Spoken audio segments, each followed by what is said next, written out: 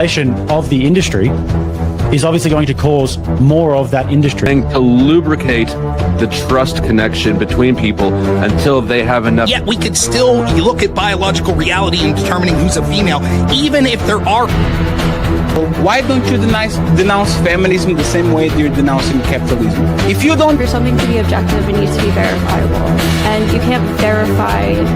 If I make a claim as a political pundit, it is true that I definitely could be wrong.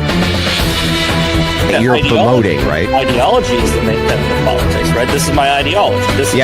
So 2015, anyone go back and watch the footage? The first GOP debate. Robert, that? With a crowbar, you said.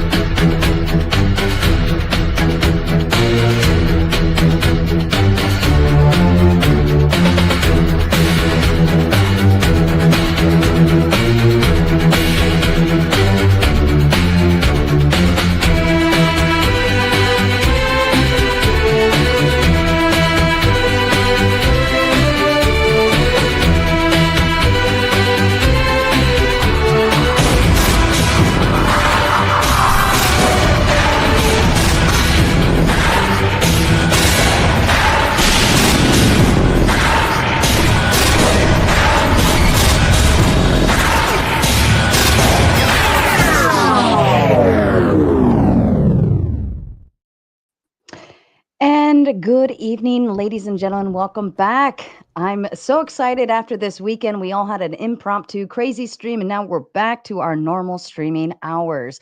Welcome back to Moderator Monday. I am Sarah the Raging Tomato.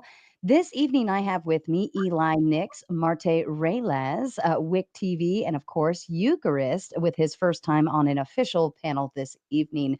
The question of the evening is, does Christian nationalism strengthen moral and cultural cohesion in a nation?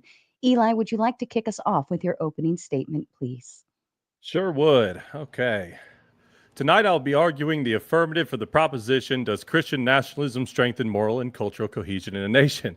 I'll be using the United States as my primary example. Before demonstrating how Christian nationalism achieves this, I would like to first point to the lack of moral and cultural cohesion in the zeitgeist today. If moral cohesion refers to shared values and beliefs, the dichotomy between the large population of both those who seek to regulate or even criminalize pornography and those who would encourage women to start an OnlyFans before they are old enough to drink would provide substantial evidence for its absence. If cultural cohesion refers to a shared collective identity, recent events showing citizens standing in solidarity with non-citizens waving foreign flags on American soil in front of National Guardsmen who are sworn to protect their country from foreign threats certainly showcases a similar dichotomy. All this to say we are more divided morally and culturally now than perhaps ever before. It could be said that who or what is exactly to blame for this heightened national division is incredibly nuanced and multifaceted, and the remedy even more so. However, in my argument today, I will be explaining both rather simply. The blame is multicultural secularism that abandoned the Christian ethic and the moral relativism by which this movement was guided. The cure is embracing a culturally Christian identity through its dominance in political and social life and applying the objective moral standard that comes with it. I will now demonstrate how moral cohesion can never be made through a subjective moral lens, but only through an objective moral standard. If we can define morality as ascertaining the difference between what is good and what is evil, and the standard we use to do so is any individual's feelings or opinions of what those things are, then no particular distinction can be made between two competing individuals' moral conclusions.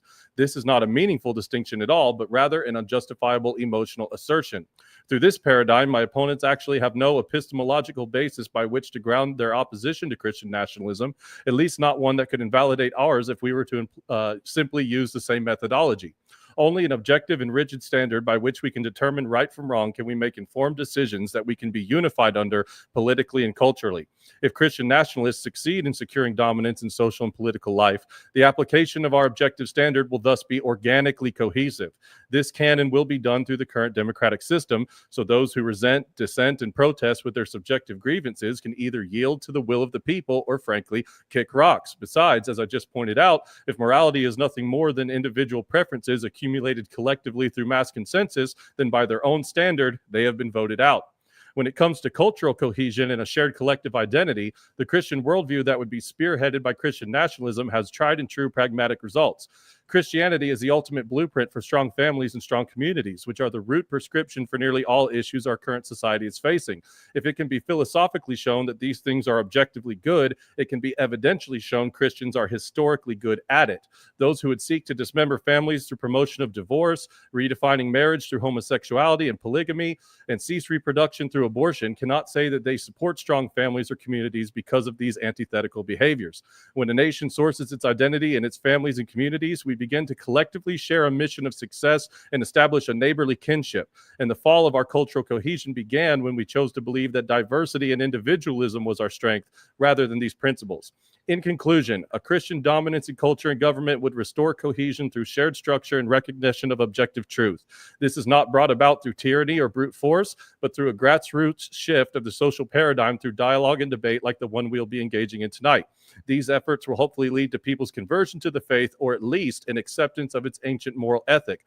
I look forward to showing how Christian nationalism is the best and only alternative to the failed experiment that is the rejection of Christianity in modernity.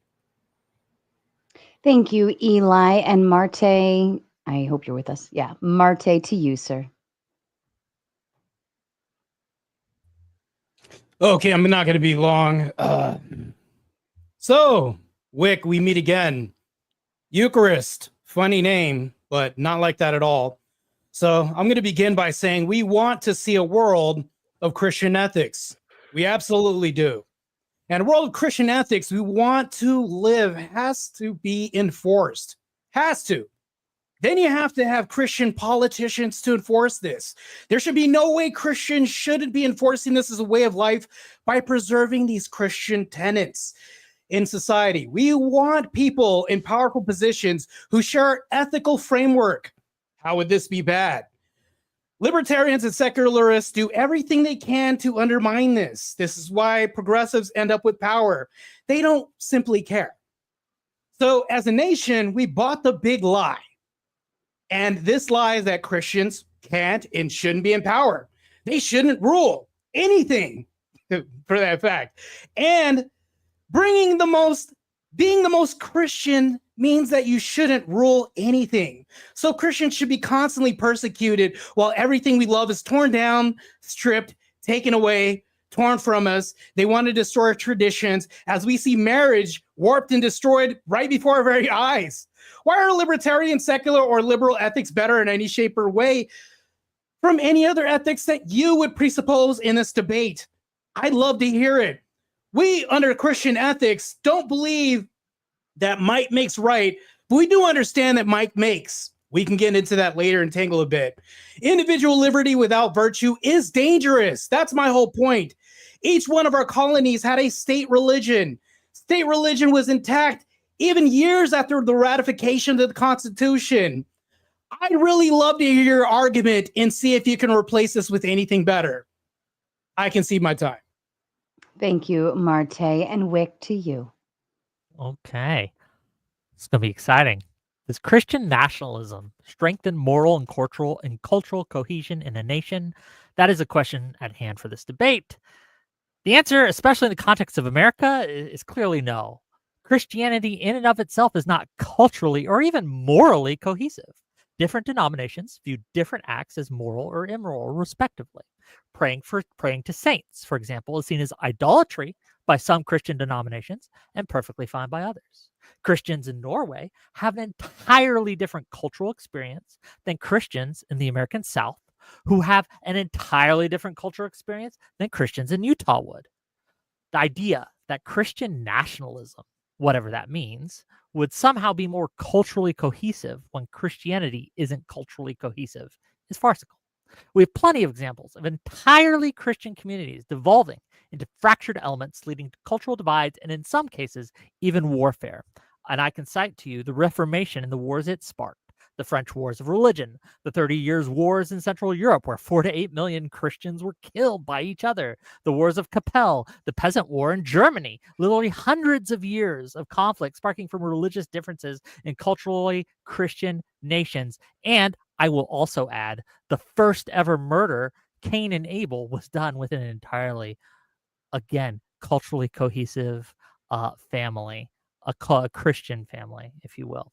Christian nationalism will not make us more culturally or morally cohesive. It never has, and it never will.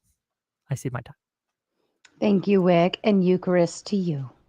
Sure. Yeah, I'd like to begin with a question, which is whose Christianity and which nationalism? In defining Christian nationalism, you have to define both. I didn't hear a definition of nationalism specifically. So what is nationalism? What does it mean to have a Christian form of it? What is a Christian nation? How would we know when we found one? How would we know when we have one? For that matter, who counts as a Christian, and what will the world look like when my opponents achieve their form of Christian nationalism? I think that's what we'll be arguing about today. So the debate here is about whether Christian nationalism increases moral and cultural cohesion in a nation. And I expect that we'll see in the course of this conversation, my opponents are going to try to say that Christian nationalism is sort of like, well, if everybody agreed, everybody would agree. That's cultural cohesion, so we win by definition. But if the claims my opponents were advancing were as simple as, well, it would just be good if there were more Christians, or even as far as policy should be informed not just by my subjective morality, but in fact by theology, then this debate wouldn't actually be happening. We already had words for that. We had Christian conservatism. We had the moral majority. Christian nationalism is a term that has emerged as a pejorative first in the 80s and then more recently, and now is a term that people like my opponents want to own and defend online that is far thicker than just more people should be Christians. So first, what does Christian nationalism consist in? Is it just a common theological grammar shared among the populace, where the dominant form of Christianity has extensive influence over public policy? Or is it some sort of widespread, deep personal piety that eventually has some influence on voting behavior and then down the road policy? Neither of those, I don't think, count as distinctively Christian nationalists. But if what my opponents want is the first, then I think we might end up in the world of Scandinavia, right? Where public churches move with the morality of the times and public policy shifts with the winds accordingly. If it's the second, well, I don't think we need to undertake any grand public efforts to foster that kind of personal piety. We need to hope for conversion, as they already mentioned.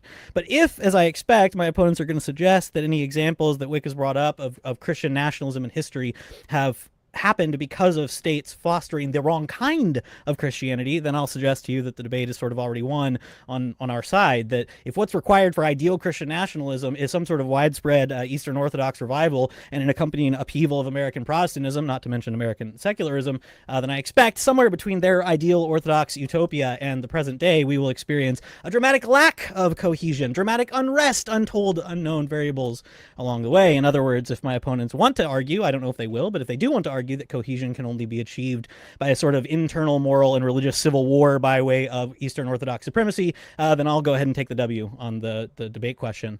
For my part, I'm not going to make my opponents sign on to this, but I think the best definition of Christian nationalism is the one offered by its defender, Stephen Wolfe, in his book, The Case for Christian Nationalism. He says that it's a totality of national action consisting of civil laws and social customs conducted by a Christian nation as a Christian nation in order to procure both earthly and heavenly good in Christ. And my objection to that definition would largely center on how we define a nation or an ethnos, the bounds of it, especially as Christians attempting to reason politically in light of certain Christian principles that I think actually cut against nationalism as a guiding politico-theological principle, namely that though Christians are to love their homes and their families and their inheritances and protect them and foster them, they're also to have regard for the stranger and the foreigner in a way that I think can properly be described as xenophilic rather than xenophobic. And so whatever my opponents defend here today, I'll just say now that most Christian nationalism that you encounter out in public, as it's defended, defined, and debated online or in text, in blogs, in books, it's closer to pagan romantic German nationalism than anything that I can find articulated and defended in Christian history. In fact, I think some of the greatest proponents of nationalism in the 20th century are explicitly critics of Christianity for this reason. They think that its universalism presents as an equalizing, democratizing, anti-nationalist force in politics. And so I look forward to seeing where my opponents fall on that issue. Thank you. Thank you, Eucharist. As a kind reminder to the audience, we are going to get through the debate, then we will move into our closing statements, read and respond to your kind super chats, and then, of course, your favorite part, we will move into open panel dumpster fire. Gentlemen, I leave the floor open to you. So it's funny, Wick opens up with saying that, oh, there's no cohesiveness because Cain and Abel. Of course, we have this example, and brothers fight a lot. Things happen, but we can use this as a lesson, as something that's a demonstration as to what not to do. Matter of fact, that incident has caused more cohesion than anything else.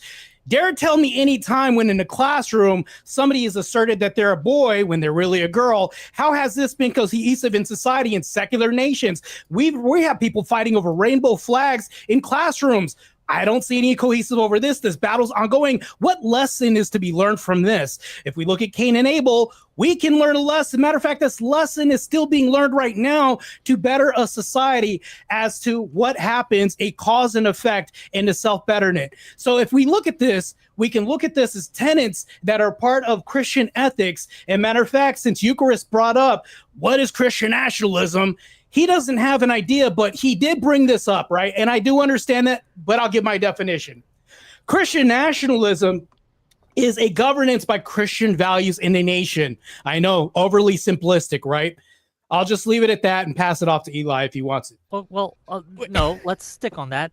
If your definition of Christian nationalism is simply that the nation is governed by Christian values, that is what I would argue, something that we've had for a long time in America. You may not think that we have it today, but we have had it for a long time. If that's all you want by Christian nationalism, welcome, brother. You're a liberal.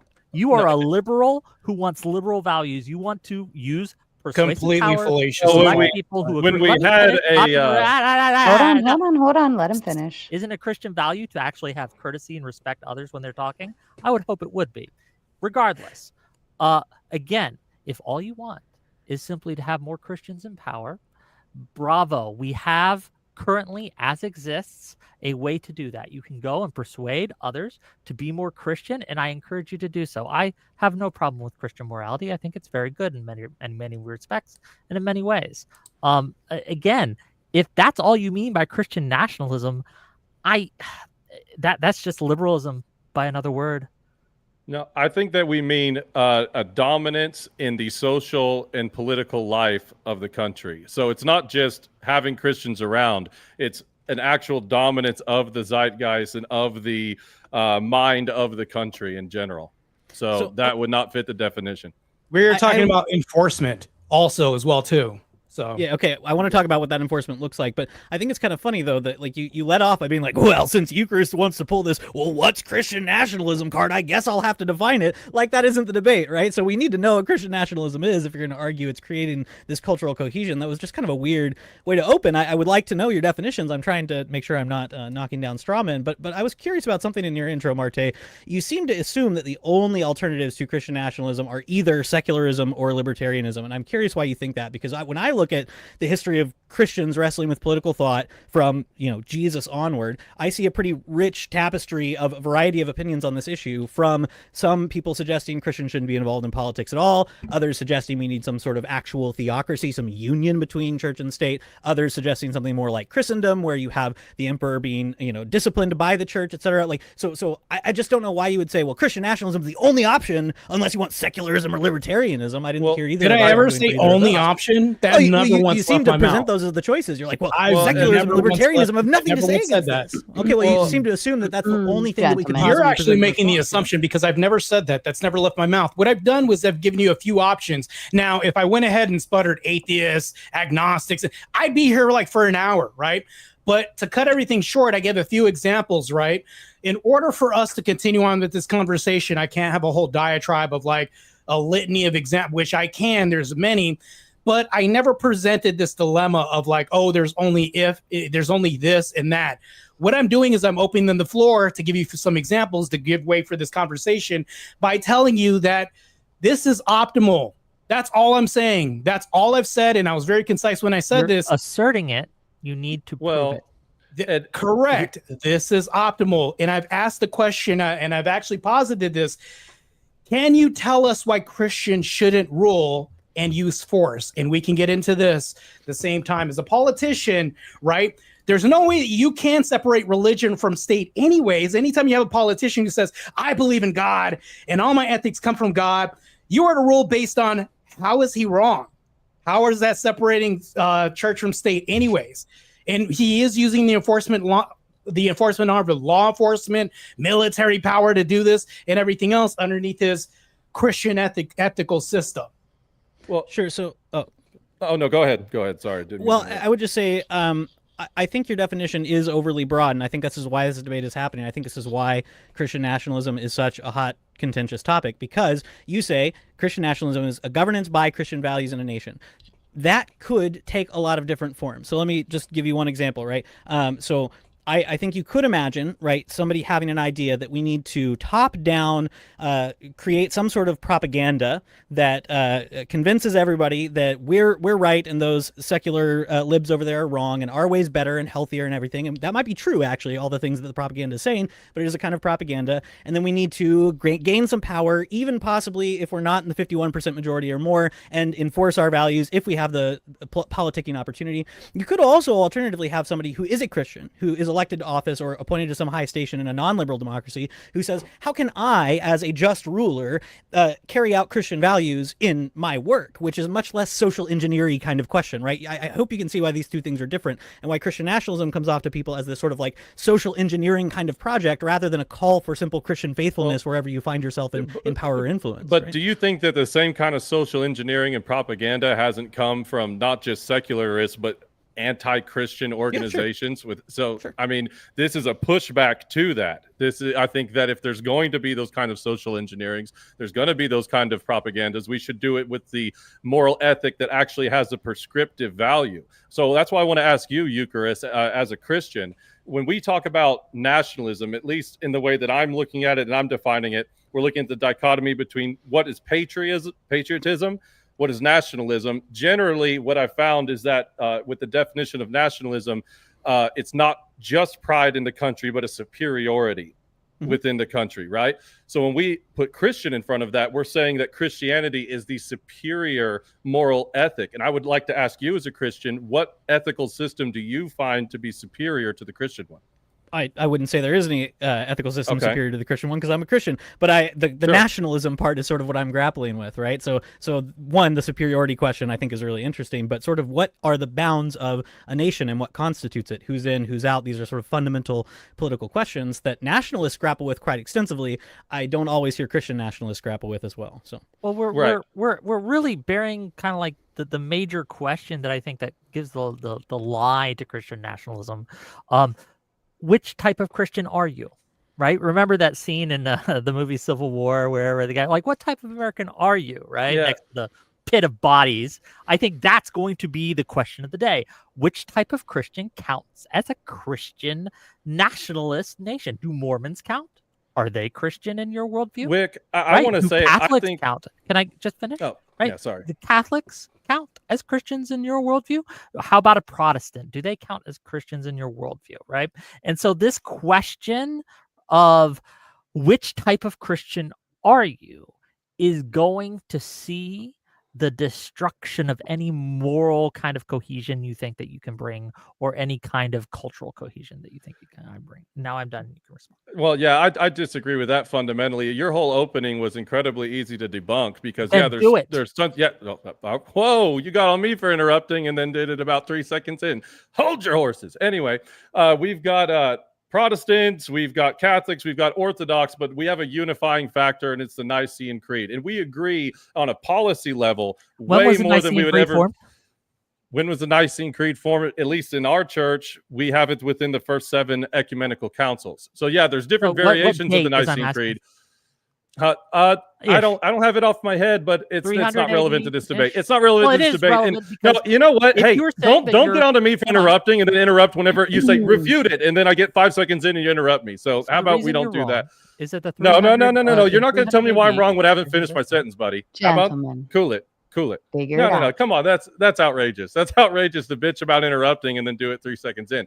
We agree on a policy level way more than we disagree when it comes to things like abortion, gay marriage. Oh yeah, we do. Gay marriage, the nuclear family, all of these things that drive an actual cohesion. Even the Mormons, if they want to hop on the bandwagon for Christian ethics, if they want to stand by all those things that are actually going to push away from degeneracy, go ahead. They can hop on, but it's going to be a Christian moral standard that comes on top at the end of the day. There's way more Protestants that are sympathetic to the Orthodox position or even to the Catholic position when it comes on to getting buses and going to pro-life marches, okay? So, this is something that I think is a non-issue. I don't think that a Christian nationalism is going to be debating over praying to saints. I think it's going to be making sure sure that we don't see homosexual sex acts in the streets during pride parades. It's going to be not seeing marriage redefined as a polyamorous homosexual entity, but something that is within the church. These are all things we can get behind. So this idea that because there's different beliefs that we don't have a shared moral ethic is ridiculous. The shared moral ethic that the people in after the Nicene Creed, I would remind you, ended up killing each other for hundreds of years. So this idea that yours is somehow going to be special, right? How does that apply in modernity? You just haven't tried it correctly yet, I guess. Like you're very communist in this, right? Like how does that apply in modernity? We just haven't done communist correctly ever. Our way is certainly going to be better. Our way is certainly going to work this time. This time it will lead to peace, prosperity. So let me just ask you this way. Again, you don't have a single historical example where you have a Christian nationalist nation that doesn't descend into internecine warfare or in some cases just becomes more liberal over time. Wick, we have more examples of secularism destroying society more than Christian society. Look at Mao, look at Genghis Khan. We have tons of bodies that hit the floor, not to reference music here, but I'm just telling you right now, I mean, right now it just sounds like you guys are backed up into a corner right now because it sounds threatening to you, and I understand because you want the right to cum, right? Your right to cum shall not be infringed, Wick. You know, who am I to infringe on that, right? But in comes the Christians taking away this right for you to cum and say, oh, John wants to go ahead and suck dick at night and then cum to pornography and then act like a saint on Raging Tomato right now, whenever, right? But I'm just telling you right now that we need something across the board, and what's cohesive right now is Christianity, because right now my partner Eli has demonstrated that it's not cohesive at all. You can't get upset. And Wick, I just want to bring this up. So you're saying that if by our definition of Christian nationalism, which is the Christian ethic having a dominance in the social and political life of the country, that you're saying that will cause Protestants and Orthodox to kill each other in the streets over icons praying to saints? You said mass deaths. You said it will cause, what did you say? Christian nationalism, right? If your definition of Christian nationalism is simply that you want to elect Christian leaders and you want to promote Christian ideology, that can take place in a liberal worldview. That does not require a change to our system in any way, shape, or form. All you have to do is convince people to vote your way, and you can have it happen. Okay. That's the strength of liberalism, right? But also, right, what you sneak in, and what I think Marte mentioned in his opening, and he's referred to several times, and I think we should get to this now, is the enforcement mechanism. And that enforcement mechanism, right, that is what is going to be the driving, dividing wedge issue, because one group of Christians will seek to enforce their will over another group of Christians, and it will lead to bloodshed, because religious wars, let me tell you, are far more of a bloody struggle than anything else. I want to hang on. I just have to First of all, I want to. Oh, sorry. I want to correct a couple things that he just said. So, first of all, there's a lot of things I want to correct that y'all have just said. So, okay, well, you can wait a second. He directed that towards me. Go ahead. Go ahead, Eli, and then we'll kick it right back to you, Chris. How's that?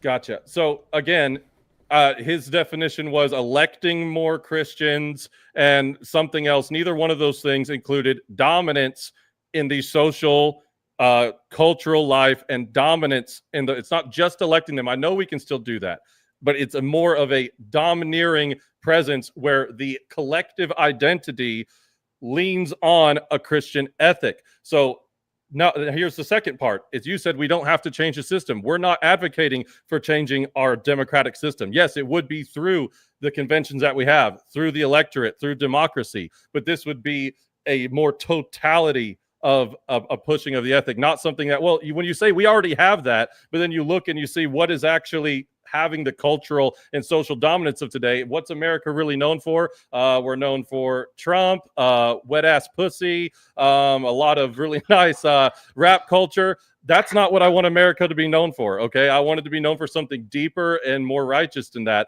And yeah, we're going to use democracy just fine, but you still strawmanned and totally misdefined exactly what we've said in those definitions. But let's go to you, Chris, to see what he had to say. Or did Marte say, or did he not say that there would be enforcement? Do we enforce laws? Okay. Do you think that he means enforcement in the same way that we enforce laws? And yes. What laws would you have that would enforce Christian ethics? Well, so for example, I think on a personal level that the state should be. It's also can be what things we don't enforce, right? Because this is a really big dichotomy about the misappropriated idea that Christians are going to impose their will through law, when what actually Bro, you're talking happens about is enforcing Christian dominance. Yes, no, through I'm law. talking about politicians informing their decisions based on their Christian ethic, which You can't have they're it both ways, brother. You What do you can't mean? say that we're not going to enforce it. Like, you just complained that people are saying, well, they're complaining of us enforcing our Christian ethics, but your No, whole you didn't point, let. Well, you your didn't let me whole finish. argument is that you're going to enforce Christian dominance through law, right? And Yeah. through whatever other enforcement mechanisms that Marte was alluding to, which he still hasn't gotten to. But I will pass the mic to my friend Eucharist, because I feel like I'm interrupting him, and I don't. Thank you, Wick. Sorry. I appreciate that. Yeah, I just I don't know why Marte brings up Kuming as if I maybe somebody can wind back the tape and correct me if I'm wrong. I don't think either of us so far has even appealed to like rights and liberties. Like, that has not been part of the conversation at all, right? We're attacking your positive claim. We're suggesting that you think this is going to bring about this great cohesion. We think there are cracks in that argument. Neither of us is sitting here defending our right to cum, so I'm not sure why you're just throwing that out there. Maybe you'll say, oh, you weren't really saying that. It was just an example again, but you seem to be imputing things to us that we're not arguing. This again, broad category of governance by Christian values in a nation. I think that where Wick and I are getting hung up, right, is it seems like, well, at least Marte, Eli didn't bring this up specifically, but arguments around this will often bring up, especially in the American context, that we did have established churches in the states even after the ratification of the Constitution. Great, very interesting. 2 points on that. Wick is suggesting that what you all are proposing will eventually lead to conflict. I question why you bring up established churches within the states if you aren't supporting that. If you are supporting an established church, that would seem to require at least each state, or maybe the whole nation, because we're talking about nationalism, to determine which churches count, which get public support, and which don't. So that will introduce theological questions, and so that will introduce theological conflict in the political arena. So we're suggesting that might bring about some kind of conflict. And then the question Wick was really honing in on that I think is most important, right? Eli, I think you hammered this really well right at the end of your introduction, right? You said what we're talking about is Christian dominance in culture, not through force, right? You've disavowed the idea that we're going to convert at the point of the sword. Great, awesome, we're on the same page. But you say this might happen through conversion, or at least acceptance of the ethic, even if they're not Christians. Awesome. But then what is the question that we're hammering home? So when you talk about enforcement, when you talk about the laws we will have, when you talk about working within our institutional structure, what does it look like afterwards? So real quick example, and maybe you can respond to this, you don't have to. Daddy Andrew likes to bring up the 19th Amendment, right? So if we got enough cultural Christian force on your guys' side that said women shouldn't vote, we need household vote, we abolish the 19th Amendment, would you support any sort of institutional reforms that would make it more difficult to reinstate the 19th Amendment should the Democratic winds shift the other direction? Like, what sorts of institutional changes are you looking at once you achieve that dominance and that enforcement? That, I think, is what concerns us, yeah? Yeah, Eucharist, I want to address this real quick because you pointed out that I was just making some claims and saying, oh, cum for no reason. The reason why I'm pointing this out is because the whole topic is cohesion. Right now, kids can point and then click I'm 18 and log into certain sites, even though they're not 18. We have a cohesion on this? No, it doesn't even exist. People hold on to traditions in American, right? In America values, we have traditions that have been passed down. These traditions are being torn down. Look at Dawkins' Lament. Right now, we have immigrants coming into our nation, twisting the narrative, twisting traditions that we have, warping everything else. Do you think it's going to be the same America if we keep allowing this? Right. So now our traditions are getting warped and warped and warped. We're secularists are doing a really great job. That's what I'm pointing to. We have corn everywhere, parades with sex acts on the streets. This is considered progress. We have a feces finder in LA right now. That's ridiculous. So people are sacrificing everything for more butt sex, but not more duty. That's the last thing that people want is more duty. You're not fighting for this. And that's what I'm pointing to, because you haven't yet, even though my partner Eli and I have begged this and asked and pleaded for what's more optimal. You've yet to get this, and you've danced around this whole topic. I conceded right at the beginning. Yes, what's more optimal than Christian ethics? I agree Christian ethics are optimal. The question is how we go about actually living those out and enforcing those on a political prudential level. It's not a question for me, at least. It might be with Wick. Hold on. So no, hang on. You're attacking people who aren't here right now, right? So I support age verification laws. I don't think that's Christian nationalism, right? So would you agree first, real quickly, and then I want Eli to, or both of you. But you want cohesion and Christian ethics. Hold on. Okay, good, so would you agree the state right now in America, right, is a kind of pluralism, right? We have pluralism. Anybody can believe what they want. They can vote however they want, right? That's where we are, right? Yeah. Okay, so where I think Wick and I are finding friction here is what you're suggesting is a move from the status quo to something quite different that you assume is going to increase cultural cohesion. What we're suggesting is that whenever you get some sort of broad movement in a sort of, let's call it politically radical direction, because what you guys want is very different from what the majority of Americans want, at least right now, that is going to create some conflict, right? So we're at least moving from pluralism to a different situation that is going to create kinds of conflict. Now, you are arguing that down the road it's going to lead to cultural cohesion. Great, we can hash that out. But I think you're missing that point, right? We're not saying that America right now is perfectly cohesive and we need to preserve everything about it. You're just making that up. Well, and this is the problem is, I mean, does cultural and moral cohesion mean zero conflict? Is that even possible? Is that even possible to have a nation with zero conflict? Can we have moral and cultural cohesion? And yeah, there still be pockets of conflict in the country. That's human nature. But when we talk about cohesion, we talk about something that is fixed, rigid, and unmoving that we generally, as a collective, fall back on. I don't believe in a fake kumbaya. 100% of everybody is in a blissful state of agreement. I think that's foolish. But what we're talking about is, instead of as you talked about with the 19th Amendment, I want to address that specifically. So let's say that we have what we're talking about, a social and political dominance, and then that dominance is so strong that it's not affected by the winds of change, as you talked about. That yes, in our pluralism, anybody can go either way, but the cohesion has become so strong through the movement that in the next 100, 200 years, such a thing would be unfathomable to go back on. So let's say we repeal the 19th Amendment, and yes, we put measures in place in order to not have it come back. But this is something that's voted on, something that's agreed on. Now.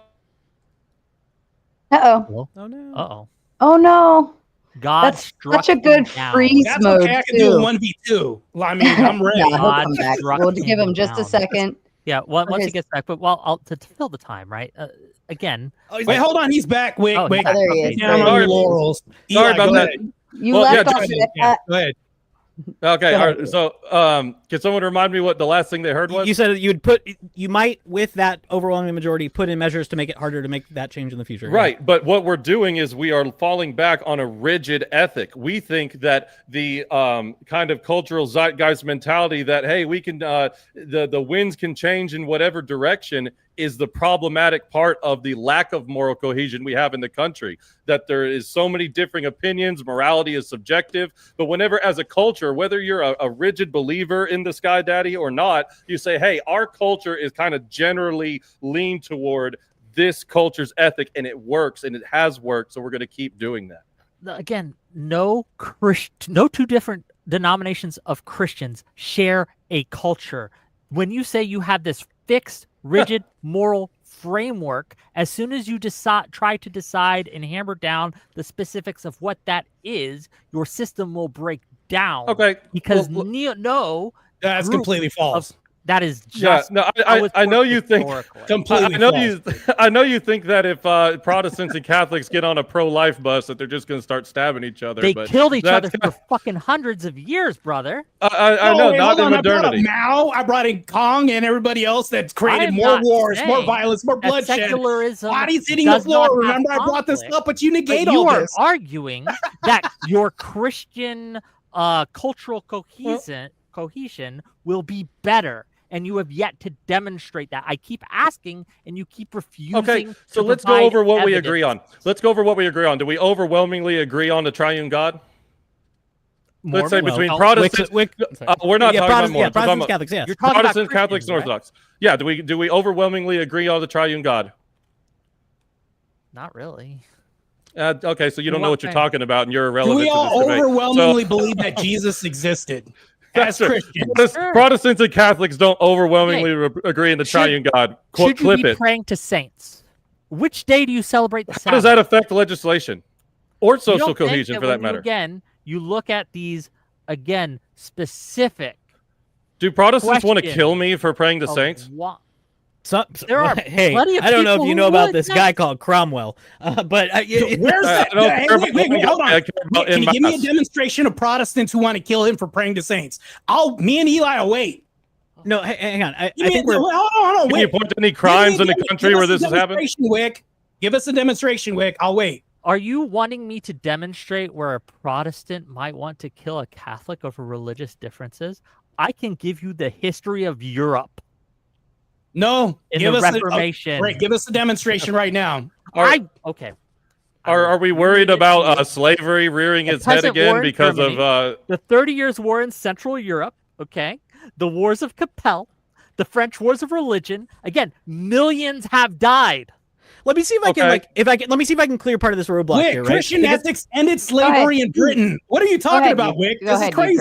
Let me see if I can clear part of this roadblock, right? I think Wick and I and some critics of Christian nationalism are concerned that at least some of you all, maybe you all will disavow this, right? But at least some of the people I see defending the term on the internet, right, are interested in using the tools of liberal democracy to achieve this kind of cultural dominance you're talking about, then using that overwhelming majority to change some of those institutional things to entrench that permanent view, which takes us back to a more Christendom-like state, which was the state in which we had these wars of conflict. So what we're suggesting is not that, like I've gone to the March for Life. I've sat outside abortion clinics with Catholics, right? I understand that Catholics and Protestants can, because I'm Protestant, by the way, can ally on these social and political issues. And that totally, Okay. 100%. Yes. Wait, hold on. But what we're suggesting is history suggests that when those political conflicts have been resolved, and once we put down our pitchforks for that political conflict, those thorny theological issues rear their head again. And then we have the question of whose Christianity and which nationality that I raised at the beginning. So I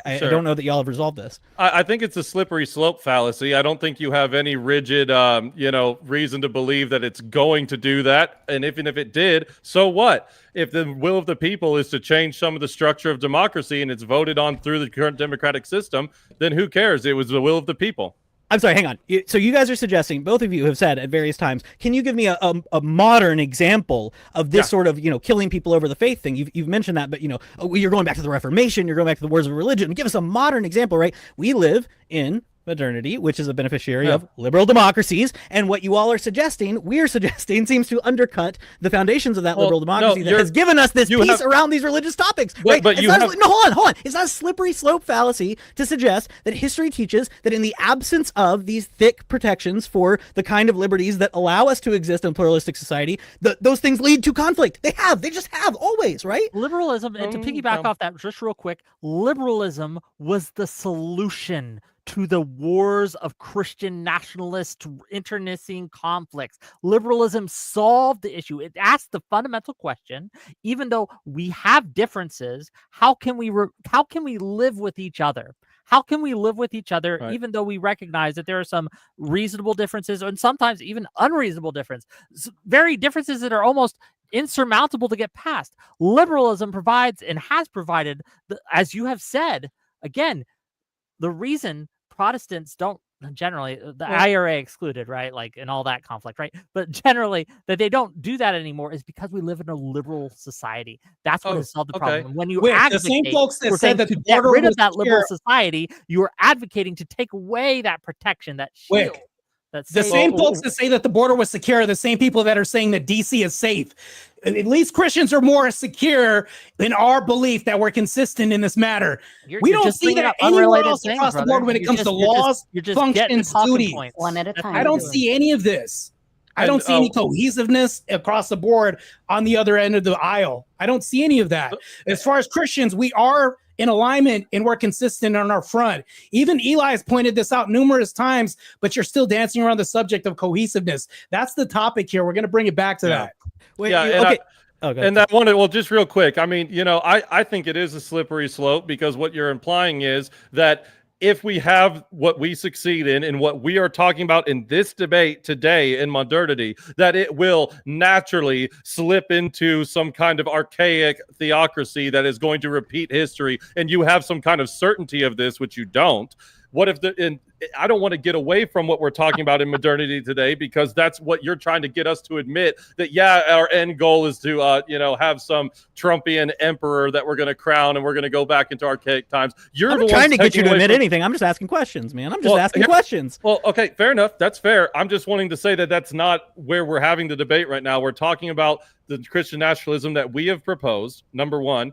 Number two, when it comes to Wick's liberalism saved the day and all of the course of history, when you look at the inner cities and the fatherlessness epidemic in the black communities, all of the people that are on welfare with broken families. First of all, do you agree or disagree that strong families are the solution to those problems. Eli, hold on. I got a question for you. Hey, hold on. How did magical liberalism get us to this conclusion? I think strong families are a great thing, and we should get into strong families. I agree with you. Fair enough, right? The question I have for you: do you think that people were safer back during the Christian nationalist European days of 1800, or do you think people were safer today in modern America?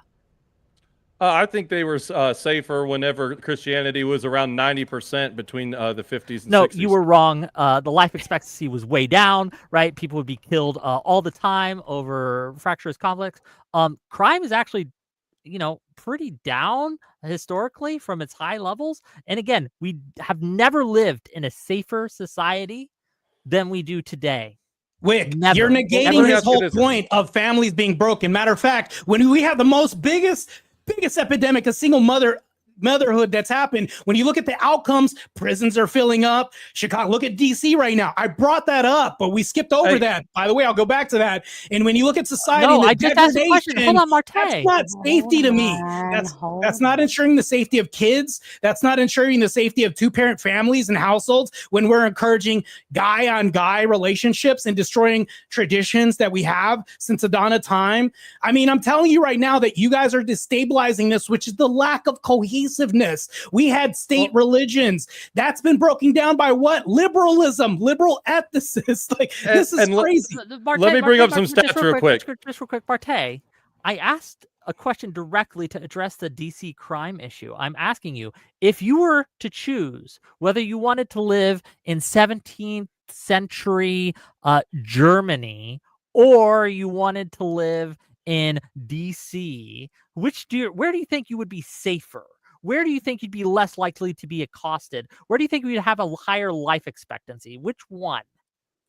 Yeah, obviously we're safer in modernity than the Middle Ages, but you're the one accusing us of taking us back to the Middle Ages, and you can't demonstrate that. Now I want to bring up some stats to you. In 1958, when people were asked the question, can you trust can most people be trusted? What do you think percentage of people said yes, most people can be trusted? In 1950, it was 55%. And guess what the amount of Christians were? 92%. In 2025, actually it was 2018. How many people do you think answered the affirmative to can most people be trusted? 34%. And the amount of Christians down to about 65%. So I know that correlation doesn't always equal causation, but we have clues and we have suggestions to causation that as the Christian ethic goes down, distrust of each other also goes down. Okay, I have a few basing things. Your argument on trust levels in polls? Well, I think Wait, hold on. It's a logical element of cohesion breaking down. Wick, can you answer that? If you want to hang your argument on that evidence, I'm not hanging the whole argument on that, but I think it's an interesting piece of evidence when for you sure. Compare our arguments and you compare the strength of our the evidence that we have presented, I'm just confident of how this is going. But you, Chris, go ahead. Yeah, I would say first to Eli, slippery slopes are only fallacious if the slope is not actually slippery. But I'm not even making an argument about inevitability. What we're talking about are probabilistic outcomes in the future for policies that we're pushing for now. And so we're all dealing with future possibilities, and so we're dealing in the realm of probability. So I'm not even making an argument of inevitability here. I'm saying we can take historical data and bring it into now and suggest that if we strip down some of the constitutional heritage that, by the way, I think is an inheritance that we obtain from Christendom, that has restricted the power of the magistrate, that has protected some things that we care about, then we increase the likelihood of some of these conflicts recurring. Second, hold on. When you guys bring up examples of establishmentarianism as a positive example, like the states in from colonization past the ratification of the Constitution, you guys are the ones introducing the issue of which church gets public support and what are the consequences of that. Let me give you one example, right? If you went back to the colonization period, to the briefly after ratification period, where states sometimes had requirements that you be a Christian to hold public office, that did happen in colonial America. I agree. I concede 100%. I'm not denying history. The question is, which people count as Christians? And that leads to some of these thorny theological conflicts we're dealing with. Do you have to be a member of an apostolic church? Do you have to be a member of what Protestants might call a confessional church? Can you be a Quaker? Right. All of these things are relevant. In order right? to do what? Hold on. When you guys are introducing that as a policy and a possibility and a thing you're praising, you've brought that up. finally, Marte keeps bringing up fully irrelevant things that I think both of us are kind of willing to concede. Man, it sucks that there's crap on the streets in San Francisco, and I don't want to pull out the San Francisco poop tracker. Neither of us are defending that. So you keep bringing up stuff that's fully irrelevant to the arguments we're making against your positive Not irrelevant. and you're impugning secularism to us. Lack of cohesion. That's crazy. Well, neither of us are saying that there's cohesion right now. When I'm bringing that up, I'm bringing up examples and demonstrations of what's happening as a result of lack of cohesion on your end. We're not seeing this. So whenever you have a Protestant and an Eastern Orthodox disagree, I don't care. When you have a Protestant and the Eastern Orthodox disagree, they both believe on the tenets of Christendom. When you think about this, even when they're disagreeing, they're underneath the same umbrella. When we talk about this, they're not killing each other. But if you look at liberalism, they're killing each other, and then they're sending each other to prison, and they're doing all this. There's actually more of a divide on that side when you take away Christian ethics more than anything else. All of this is backed by force, because if I'm going to ask you a question right now, Eucharist. So if you have marriage and we say gays can't get married underneath our religion in the state, who would get hurt from this? Do you want me to answer questions about particular policy issues, or are you talking about the broader ideology? Because I can tell you why I think Obergefell is a bad decision. I can tell you what, I agree with you guys on a bunch of policy. That's why this debate is kind of weird, actually. I didn't mention this in my opening for time, but I agree with a lot of policies that Christians support. But again, this is not Christian nationalism by necessity. The definition you guys have given me is one, so overbroad that it's useless. But we had words for this before you guys started being Christian nationalists on the internet and trying to defend this weird ideology, right? We had words for Christian conservatism and the moral majority. We can form political coalitions to fight against abortion. Eucharist, that's all liberal democracy with moral Christian coalitions. Liberalism, baby. Okay. Our definition is an absolute, Eucharist. First of all, Sorry, I don't what? think that it's... go ahead, Marte. I didn't hear that. Sorry. Yeah, go ahead, Eli. I was just asking if you know definitions are an absolute. I'm not saying they're an absolute. I'm just saying there are connotations to this term or concept, Christian nationalism, and the definition you've given me is completely unhelpful. So there's a whole cultural conversation happening around this right now. Again, I think I've been very careful. I'm not saying you guys believe what everybody else who's defending on the internet believes. I'm just saying, one, you guys, well, by the way, we haven't even talked about nationalism. What's a nation? How do I know when I found one? How do I know when it's Christian or not? But that aside, there's a whole cultural movement right now. You guys are choosing to latch onto this term rather than just saying, well, I want Christian values and policy, right? That's a thing that people have been doing for freaking ever. Okay, some of the oldest policy lobbying organizations in DC are pro-life organizations who've been like, we are fundamentally Christians. We think this is bad and wrong, and we're going to fight against it with all of our dollars and all of our every fiber of our being. We're going to open crisis pregnancy centers. I don't think that's Christian nationalism. That's my point. Sure. Well, it's not Christian nationalism because these things are being fought against a dominance in social and political life that is antithetical to Christian ethics, which is why we are positing that we should have the dominance. That is what I think is the key word when it comes to the Christian nationalist debate, is that it's so dominant that anybody associates America with a Christian ethic. Whenever they say, hey, do we want to take a trip to America? And it's a bunch of new age, atheist, fedora tipping losers. They go, no, we probably shouldn't go there. It's overwhelmingly run and socially and culturally functions under a Christian paradigm. We probably wouldn't have a lot of fun there. That would mean to me that we have succeeded in Christian nationalism and that the paradigm is lifted. Of course, people have enacted Christian policies. We're not saying that, well, we don't get to have Christian policies, so until we do, we have Christian nationalism. It's an overwhelming dominance that we are purporting here. And that's step one to what you were acknowledge that can exist in a liberal structure, that you can I'm saying exactly. Christian nationalism can be applied to any structure. No, Christian nationalism and liberalism are at odds. I would posit to you. Okay, in what way? The reason is you would have to enforce that dominance in a way that would be illiberal. Oh, okay. So now we're about to get to the cooming. So what part of the enforcement would you find is illiberal? What point do you think I am referring to coming? We're going to get there. We're going to get there soon. I promise. It's going to come up in You're the not debate. going to make me come. Stop trying. Stick to grinder, sir. Why are you being so gay, Wick? Okay.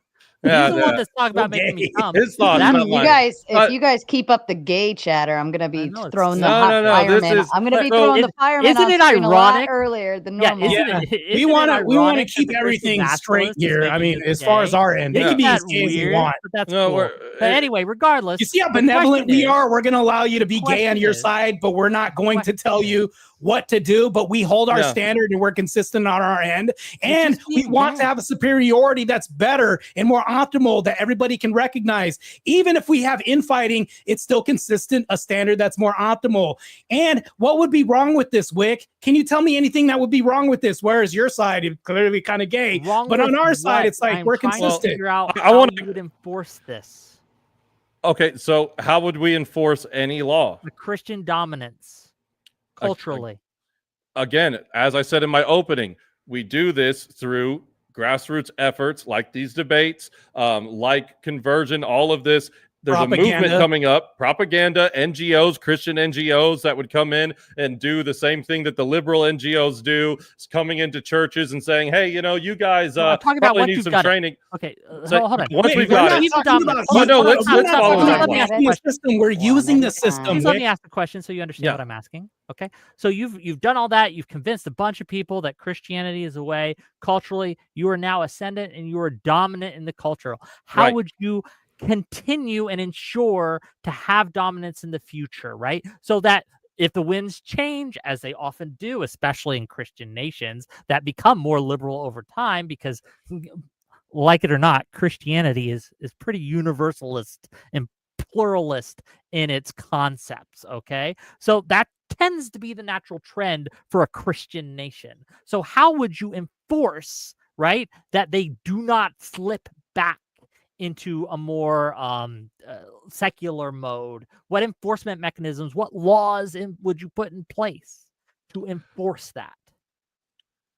So basically, just to make sure I understand what you're asking, you're saying that we get this dominance and then we have these laws. Everyone. Is there any form of enforcement that we would make it where these laws cannot be undone, or because I think or sort of perpetuate the consensus that already exists? Like, Yes. are you going to try to sort of, I mean, compulsion you've already denied, but like, what ways are you going to try to make sure that the consensus sticks around, other than, I guess, like deep personal piety or something like that? And and then what would you do to make sure those laws don't get changed in the future? First of all, I don't want my whole argument to hang on this, as you said before, but I think deep personal piety is something that we would strive for within a Christian ethic. I think that is one of many answers. I also think that, like, when we're looking at things like, and this goes into something I wanted to bring up with what you guys are saying about this regress into archaic states of Christianity in the past. So under democracy in this country, we were the ones who had slavery, right? And it was the same system of which we have today. However, we don't really see it as a risk of going back to that, because there was a moral, I'm not going to call it an evolution, but ascent up into, we don't do this anymore. And we all kind of, I think everybody on this panel, just about anybody you would come to walk on the street, says, you know what? Yeah, we don't need to go back to slavery and owning people for plantations. So in the same right, if we're not looking at like a 50-year plan, a 20-year plan, we're looking at a 300-year plan of changing the actual mental zeitgeist of the nation to go, you know what? Can you believe that our great-great-great-granddad had to watch gay dudes, with strap-ons in the middle of San Francisco? That's insane. I can't believe we did that. The same way that we look at the history books today and go, oh my gosh, can you believe that great-great-great-granddad might have owned a slave? And your grandkids are going to be disappointed in you. Just wait, hold on. Eli brings up a good point. Preservation of cultural heritage, Christian nationalism also protects nations' historical and cultural legacy, which is often rooted in Christianity, particularly in Western nation. Can you tell me how this doesn't do this? Going back to cohesion by preserving traditions, art, literature, and institutions. This is tied to Christian heritage. It maintains continuity in pride, collective identity, cultural continuity. Like, I don't see any difference of this. As a matter of fact, we have a stronger argument for cohesion than you do. I've yet to hear anything less than this. I still wait. Just like Eli. By the way, real quick, I just also want to say, how often do you think that the very Christian abolitionists of slavery heard in the opposition, oh, you want to do away with slavery? Next thing you know, you're going to do away with democracy. Same exact kind of slippery slope argument. You think that's the same? That's your argument? I mean, it's pretty much what you're saying. You're saying, Alexander, if we abide by a Christian ethic that has a prescription to all of our problems, well, you just want to go back to the ancient times. Okay. Go ahead, Wick. So, from one of my chatters, but I think it is pertinent to the discussion. Says these guys, referring to you, are no different than Islamic fundamentalists that want to bring Sharia law into a country whose laws tolerate the beliefs, then want to change the country to close the door behind them. And I think that's my fear when it comes to Christian nationalism. And when you talk about enforcement, when you talk about enforcing the cultural zeitgeist and things like that, that does bring to mind, it's reminiscent of Islamic fundamentalism, Sharia law. You are closer to Islamists than you are to Christians, sir. Can you show me where Christians are stoning people? Let me go there. That's hilarious. Stoning people. No. Where's Christian Sharia when law? Did Christians actually stone people? Are you asking me this question? Where is this happening at? Can you show me the state or nation where this is happening at? Hold on, I just want to be clear what you asked me. Did you just ask me when Christians stoned people? No, I'm asking you where in the world today are Christians stoning people? I'll wait. Matter of fact, since we're allowing all this immigration to happen to come into our nation, would you rather Islamists rule or Christians rule? I would rather liberalism. Pretty obvious damn question. In the country that are liberal, in the countries where liberalism rules, there are no stonings. That doesn't even answer the question, liberalism Wick. does not rule, however, there are. I've got 2 questions for Wick. So the first one is, in the past 10 years, what major event in New York City did we see a Islamic jihadist as the main speaker, where there was women in hijabs on the front poster, and thousands of people within the crowd, American citizens, were wrapping each other in American flag hijabs, including the men? I don't know what you're referring to. It was the Women's March, where they actually had their poster was a woman in a hijab with the whole Maybelline counter on her face, which I think is haram. It's totally contradictory. Linda Sarsour is the main speaker, who is a jihadist, and everybody in the crowd was putting on American flag hijabs, including a video scene of men going down, which is totally antithetical to Islam, but their prime speakers were prominent jihadists and proprietors of taqiyya. Can I ask you what point you think you were making with that? If you're so afraid of Islam taking over and you think that we're just like Muslims, I would actually check your own party for the ones that have the most Muslim sympathy. Okay, well, first of all, I don't like Islamism. I am I don't either. An enemy. I like it less than you. Okay, but second of all, well, what you're trying to do is emulate their behaviors. No, so here's the second question. So I had a second one. Okay. And also, by the way, if Wick gets to phone a friend, I'm going to call my priest and put him on the speakerphone in a second. I'm just kidding. But he had to phone a friend in order to argue with us. I just want to point that out. That's kind of funny. I'm a capitalist. If they pay me to say something, I will. Okay, That's can wait fair. till after That's the debate. fair. But, I'm all for capitalism. I guess you can be bought, Wick. We can't, because we have martyrs that can't be bought. We'll actually die for a cause. That's pretty cohesive. Do you know what an indulgence was? Wait. So can you show me where community engagement? Can you show me where cohesiveness? I've yet to hear any cohesiveness on your end. We have community engagement. We have Christian churches that serve the community in hubs for fostering, volunteering, and mutual support. Can you show me an example where there's any cohesiveness that you've offered from your spectrum? If we do a comparison, we have liberalism, baby. You swim in our water. We have both admitted that if you make more Christians, those Christians together will be more cohesive. And as a Christian, I would like there to be more Christians. We just call that evangelism, right? So that again, we're not just defending spreading Christianity and asking Christian. Like, I believe, faith for all of life is a nice Protestant phrase we throw around, right? So like, these are things that I fundamentally agree with, and I'm saying are different from Christian nationalism. So, like, Marte brings up cultural heritage and tradition, and one of the things that I think like sticks in my head about this is, in America, right, we can do that. We can preserve our cultural heritage and tradition through civic education. Well, I can teach students about the founding generation, about the founding documents. I don't think that's Christian nationalism. It does require challenging some current prevailing cultural narratives that you guys also challenge about, the founding fathers were all deists and blah, blah, blah. So 100%, that's awesome. But I can preserve that tradition in a way that I would not say is distinctively Christian nationalist. I can do it through an American civic education project. My question to Eli, and back to the freaking slippery slope thing again, the question that I was trying to hone in on from the beginning is, do we want to pin our policy to the currently existing state of public moral consensus? Or is your goal to eventually create such a strong moral consensus that it will then create a for all time pin that will hold us down from then on? Because if it's the latter, I think that's what people are concerned with, because that sounds like you're trying to introduce illiberalism within the system of liberalism. That's where people are having this issue, right? It's not just, well, I want more people to agree with me, vote for the policies, and have a cultural dominance, and then, hey, that can change like it did in a lot of Christian nations over time.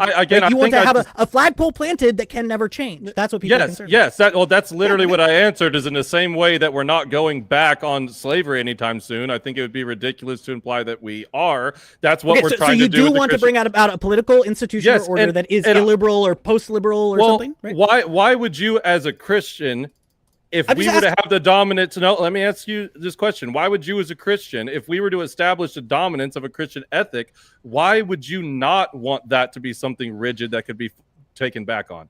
Because then you introduce the coercion problem and the conversion at the point of the sword problem. Wick, I think you brought on a partner that basically agrees with us, so he just disagrees on what to call it. I don't agree with that. Marte would never agree with that, by the way. He wants to think I'm a coomer for some reason. I don't know why.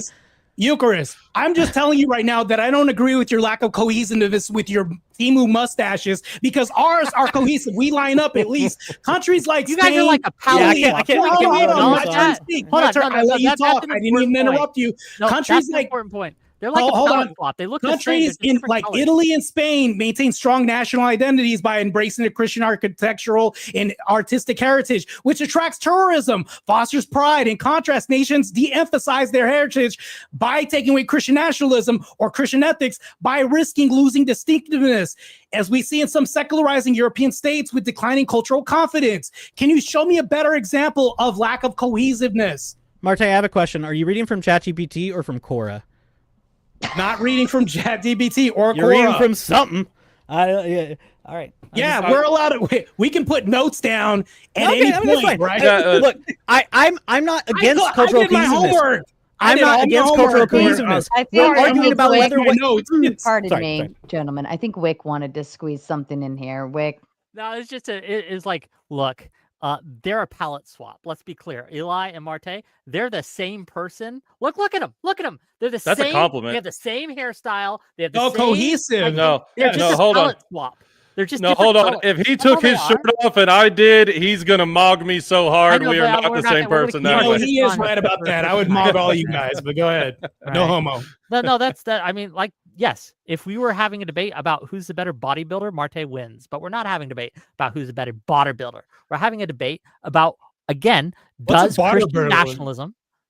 Christian nationalism increase cultural and moral cohesion? And I've yet to hear a convincing argument that says it does. And we have plenty of examples throughout history where, again, this just doesn't seem to be the case. And in many cases, the only reason we have the cohesions that we do today, right, which I would argue is far more cohesive in a lot of ways than we're back during the internecine European Reformation Wars, is because of liberalism.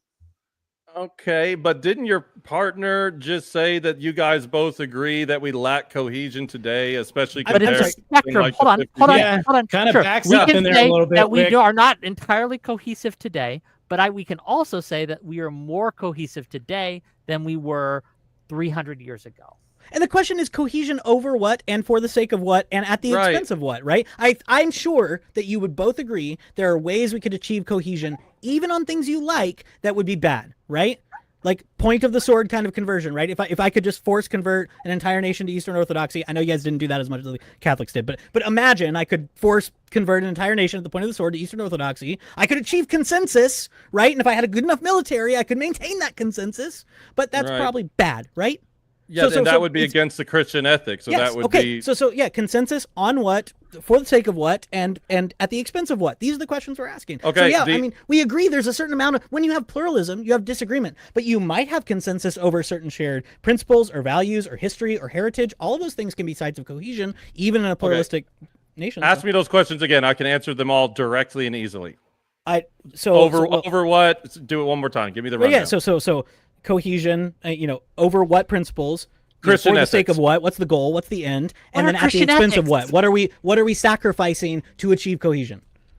Okay, so for the sake of Christian ethics, and what was it? Sorry, I'm define Christian ethics. Stop it. Stop just saying Christian ethics. What do you mean?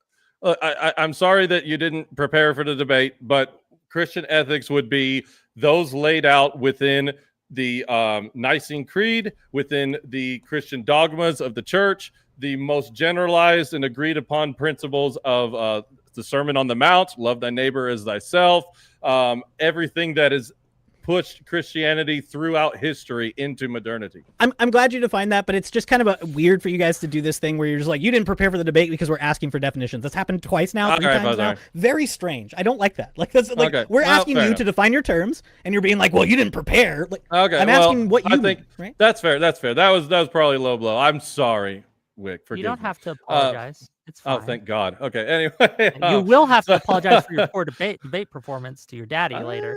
I understand that, but right when you say these things like, "Oh, it's clearly laid out in the Nicene Creed," again, people, Christians who have followed the Nicene Creed, have been killing each other for hundreds of years over what these things mean. Look at I'll give you one example of something where Christians today just cannot agree on: immigration.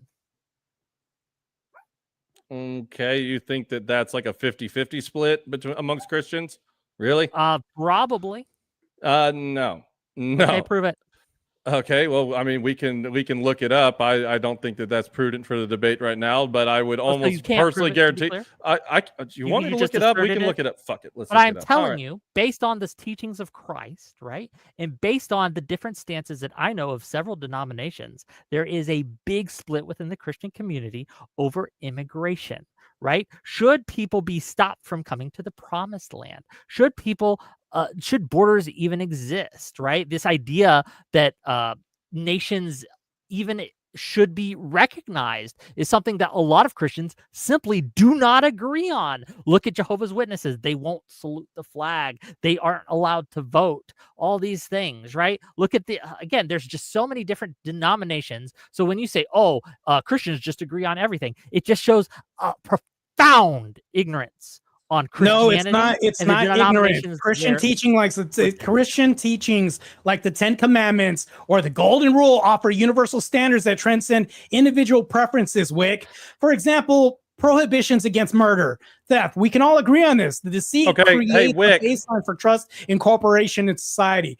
I'm just telling you right now, at least we have a consistent standard that's grounded in moral truth and faith. You don't have any of this. Therefore, you can't have consistency when everything's so super subjective. And hold on, Eucharist, you said my terms were broad. Yours are even way more broad. Matter of fact, it's so broad that you haven't even given a moral consistency yet on your side, or even given anything optimal as to what we can adhere to. Because if we remove it, what do you replace this with? Eucharist? What? He says, hang on, Eucharist, and I'm muted. It's your partner interrupting you, okay? Hang on, Eucharist, I'm muted, dude. Oh, sorry. Well, I wanted to throw this out there just for him saying that Christians are divided 62% of Christianity supports immigration. Thank you. No, what the stat that I got says that 79% of Protestants and 70% of Catholics view mass illegal immigration as a major problem. So that's Pew I'll put research. my source in chat. Okay. Well, I could do the same thing. No, you heard it from your uncle, Wick. Your source in chat. My uncle. Family went to you. Hey, I have an uncle who works for Pew Research. Okay, that's insulting. I'm sorry. Hold on. What do you think you're trying to do with like insulting my chat? My chat's based. We are Wickers here, okay? We love each other. We are culturally cohesive, okay? And when we look, I would posit.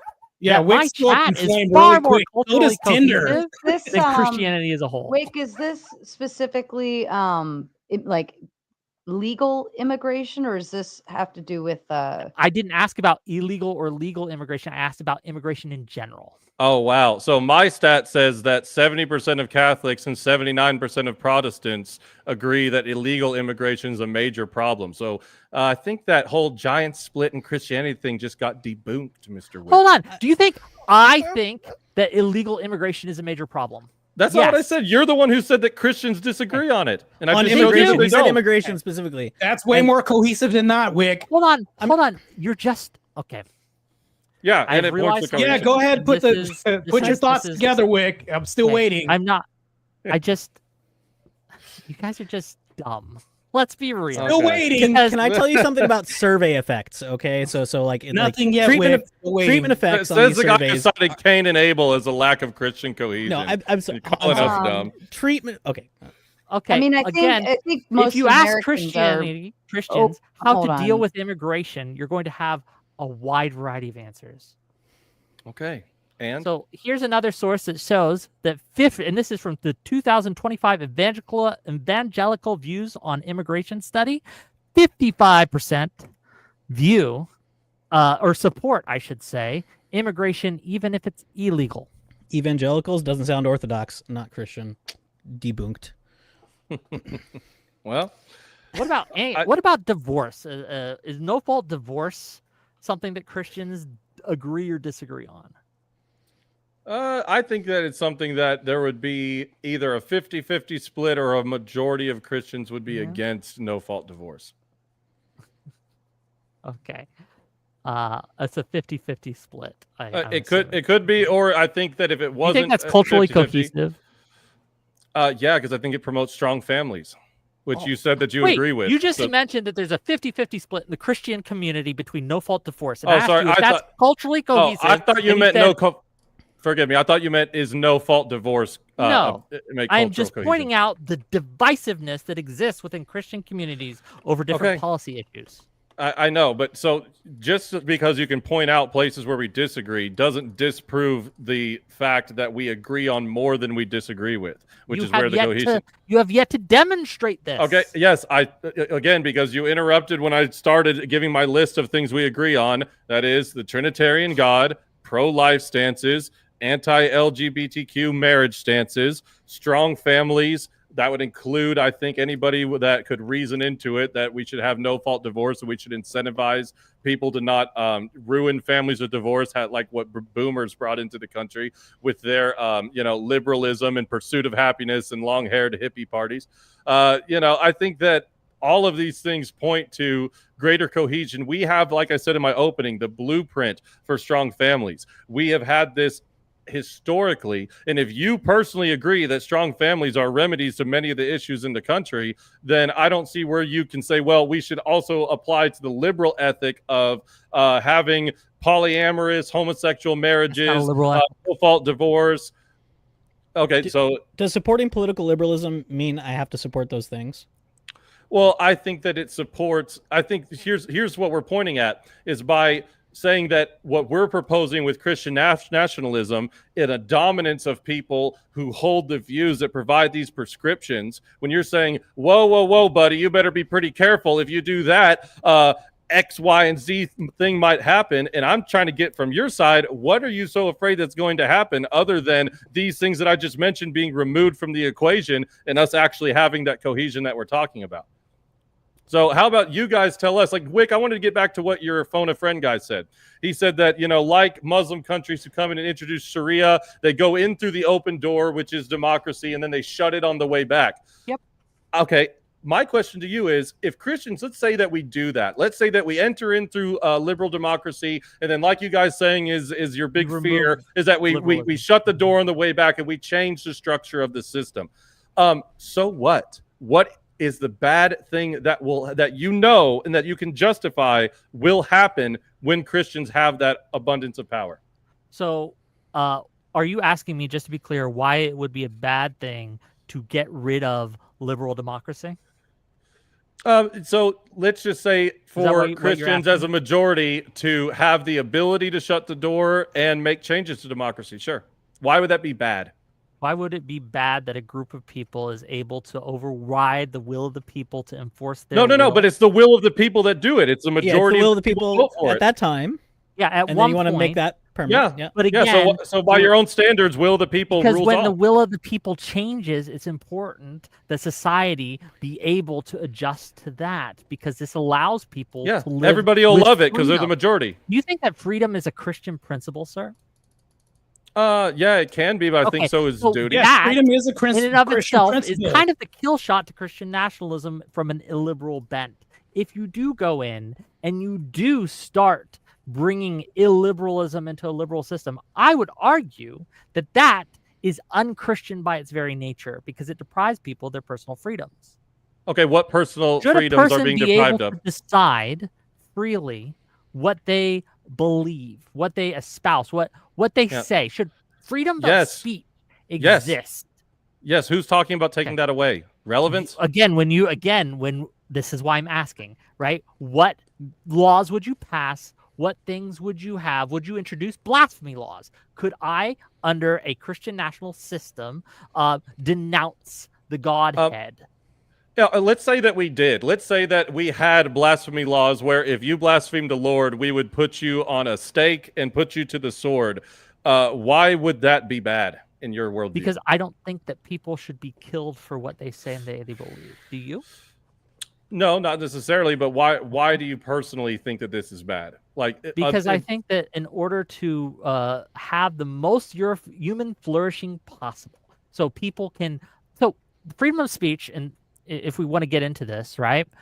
It's a technology. It's it's a way that societies, cultures, peoples come to truth. Because when you have a statement, when you have a belief, when you have someone that has a any kind of thing that you say, there are only three real possibilities, right? It's called Mill's Trident. I don't know if you're familiar with it, right? But basically, one of these three things happens. Either you're entirely 100% correct, okay? Not very often that this happens, but on occasion, right, will happen. In that case, it is important to have the ability for people to challenge what you say because you're able to prove the truth of what you say through conflict in that way. Yeah. The second possibility, far more likely, is that there's some truth to what you say and there's some falsehood to what you say. In that case, it's important for people to be able to challenge that because then you can sift the truth from the falsehoods. And in the third conditions, what you say is just entirely false. I think that's self-evident why it would be good for people to be able to challenge that. So the reason I'm bringing this up, right, is because we as a culture, as a people, we have a very hard time, right, discerning, again, coming to the truth immediately. We go through a process to arrive eventually at truth. Let us reason together, right? The Lord says to prophets of old, right? You and I, as a man to man, right? Okay, So he reasoned with Abraham when it came to you're kind of Gomorrah, right? pontificating and gift scalloping, bro. With prophets all the time. Wait. Hold on. Let him finish, and then we again, can pick it right back. You gonna finish it at some when you point? ask me the question, He will. when you ask me the question, why is it bad that someone be put to the sword because they believe a certain thing or say a certain thing, right? I am arguing that it retards a society and a culture's ability to find truth and to progress in technology, to progress in culture, and all these things. That is a bad thing. You talked about a flourishing society, which I don't see on your end. Matter of fact, if I had a magic wand and waved my wand and liberalism turned everybody gay, do you think it would be flourishing society then? And I forced everybody to be gay. Do you think this is, or no, I don't think forcing the sexuality would be antithesis good. of this, if I forced everybody to be straight, would it be more flourishing underneath our rule, underneath our supremacy? Do you think it would be more flourishing or less flourishing? I don't think you should force anyone to be gay. Well, I don't think you should force If I anyone to be straight. answer the question, Wick, if we did do this, what harm would come about with society? If when we you try to forced force everybody to be everyone straight with to this be a magic certain wand, Do you think that you should force Christians to accept a gay marriage and have the marriage within their church? You don't have to accept it. You can. Well, what about the laws under secularism that have actually fined and made churches recognize homosexual marriages and also sued them for discrimination? Where now all of a sudden it's like we've never actually forced anyone to be Christian, but there are laws that have forced Christians to do things against their own beliefs. That's what I think is. Oh, it's happened in there was certain parishes in South Carolina that got it was one of the Carolinas, forgive me, but they had priests who were refusing to do certain services, and they were threatening them with legal action. I don't know all the details of the story, but I know that in Canada there were priests that were actually fined by the state for discrimination. Well, Canada's kind of illiberal in a lot of ways. So yeah, Wick, you still haven't even answered my question, Wick. If I forced everybody to be straight with this magic wand, what harm would come about in society? Would be better or worse. I think it hold on. The other side of this is everybody's gay. Do you think it would be more flourishing or less flourishing? I think it'd be largely the same. We would die out, unfortunately. So that's less flourishing. You just got that's crazy. Anyways, go ahead, Eli. And by the way, hold on. Quick. Do you think it's good or that you can? Because we don't have a magic wand. I would assume you agree that this does not exist. Okay. So do you think that you can force everyone? Can you answer the hypothetical? Can you engage it with? In a world where I had a magic wand, okay, and I was going to wave it for something, it would not be to make everyone straight or to make everyone gay. You know what? If you did, to make everyone wise. Would it be better or worse, Wick? More flourishing or less? Your words. You said flourishing. This is flourishing. Can you show me how it's flourishing? Underneath this supremacy. I guess in a world where I could force everyone and wave a magic wand, I guess you got me. But we don't live in that world. Can I ask you guys two questions, or one question, two different parts? Do you, either of you, you can answer however you want. Do either of you think that there are any political principles or Christian ethical principles to be derived from Christ's parables, just in general?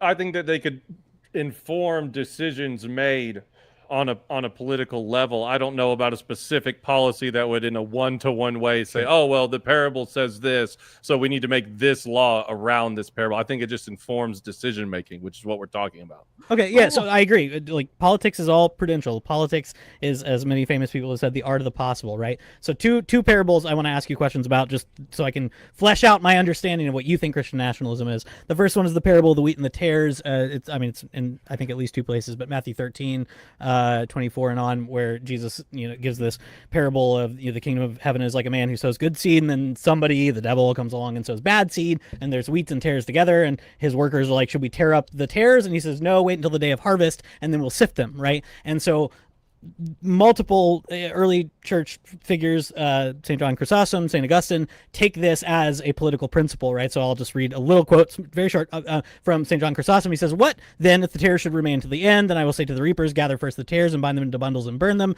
And then he goes on to say, either he means that if you take up arms to kill the heretics, many of the saints also must needs be overthrown with them, or that of the very tares it may be likely that many may change and become wheat, right? So he takes a political principle here of tolerance in modern parlance, right? And then also Augustine takes it the same way, that we tolerate sinners among us in this present age, etc. And then the second parable of the Good Samaritan. I'm curious how you guys parse both of those, the parable of the wheat and tares, parable of the Good Samaritan, in terms of your Christian nationalism. What does the Good Samaritan teach us about how we should treat foreigners and strangers and heretics, technically speaking, the Samaritans were, and how we should treat tares? Mad that you have hold on. Christianity teaches us that we should. How about you don't interrupt, dude, and let me answer the question, Spurg. So what I think this is all going back to is this idea that you guys think that what we're positing as a dominance in social and political life is going to somehow lead to mass persecutions, which again has not been justified in this debate. So nobody said, no, you can side, but you're saying with John Chrysostom. I'm not answering his question whatsoever. What I'm getting at is that if John Chrysostom says that we shouldn't just go after heretics to the sword, and that we, shouldn't just root them all up until the day of judgment, right? It's kind of almost, and I'm hesitant to say this because I don't believe in hippie Jesus, but a live and let live mentality, right? Am I somewhat steelmanning this, Eucharist? So I wouldn't present it as a hippie mentality, but I also wouldn't present it as a slope. So but to what my understanding of you bringing up these parables is that there's somewhere in there in the form of this debate is an objection when you say I'm curious to what your side is. I think Jesus is presenting a prudential principle that says you should especially be wary in attempts to root out sinners from among you in this present age, right? You should at least have some sort of prudential hesitance in your efforts to do that. Yeah. Okay, sure. Now, do you also think that in the parable of the hidden talents, whenever somebody buries their talents and is being lazy and, not giving back what the master asked of them, I think that in this particular parable, the master can be God and an individual bearing his talents before God, and also through the state, not burying your ability. Like if we have in a democratic system the ability to say, you know what, I think that abortion is murder. I think there's infanticide in this country. I have the ability to save another individual's life by enacting these policies. Would it almost be considered sinful in order to not do so? So again, I can agree with that to one principle, but I don't think that what that's talking about is like, hey, if we get the majority, why don't we just go round up all the heretics and execute them? Which again, I'm not necessarily putting words in your mouth, but I feel like the opposition's argument always comes down to, well, what happens whenever you guys get to that point and there hasn't been any justification that that point is going to happen or will happen? You can cite things in ancient times, but all I could do is say the same thing with democracy in the country we founded on. We had slavery, we had Jim Crow laws hundreds of years later. Well, I guess that means that the entire democratic system has a... All we have to do is compare it to two. We can acknowledge that both systems have flaws. We can acknowledge that suffering, conflict exists within both systems, but it's just a simple question of which had more and which had less. And I think that the history is pretty clear that the times of holy war across Europe, where millions and millions, again, as a percentage of the population at the time, far more than happens today, were being killed by fellow Christians. I think that is fundamentally worse on every metric that you can name in modernity. Well, again, this is why. So I got cut off with my last conversation with you, and I wanted to make clear I don't believe that we should take people who blaspheme to the sword. I was making a poking holes in subjective morality and how in your worldview. Why do you think my morality is subjective? Well, I would be curious to know what your objective standard is, if you want to correct me. Sure. Well, first of all, I'm not prideful enough to know that I have an exact objective standards, but I do. I will say this: if everyone followed Christ and his morality, the world would be a better place, right? And I'll just cede to that. I am not prideful enough to think that I know better. Do I consider myself Christian? Only if you consider like the follower of Christ. Yes. If you think if I have to acknowledge his divinity, I don't know. Right, I'm agnostic, but I don't believe in subjective morality. I believe in objective morality, and I think objectively we can see that liberalism is better objectively than nationalism. Yes. But are you saying that that objectivity is grounded in a Christian ethic? Sure. Oh, okay. So you would, even though you don't have a personal, you haven't gotten to the point of personally believing that Christ is divine yet, or that maybe even if God is real, you kind of defer to these historic underlyings that people are made in the image of God, 10 Commandments. Okay, you think that was a good. Yep. And you think, would you also concede? That's awesome, by the way. I just want to say that's great.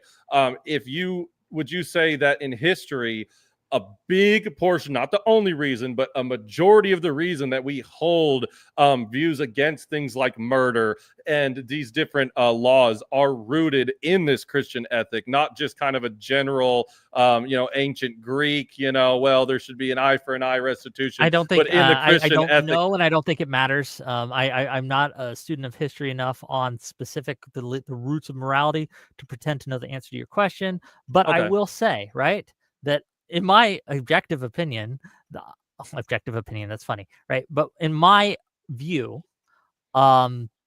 liberalism and Christianity are bedfellows in a lot of ways. I think that when I say liberalism, I'm not talking left and right in America, right?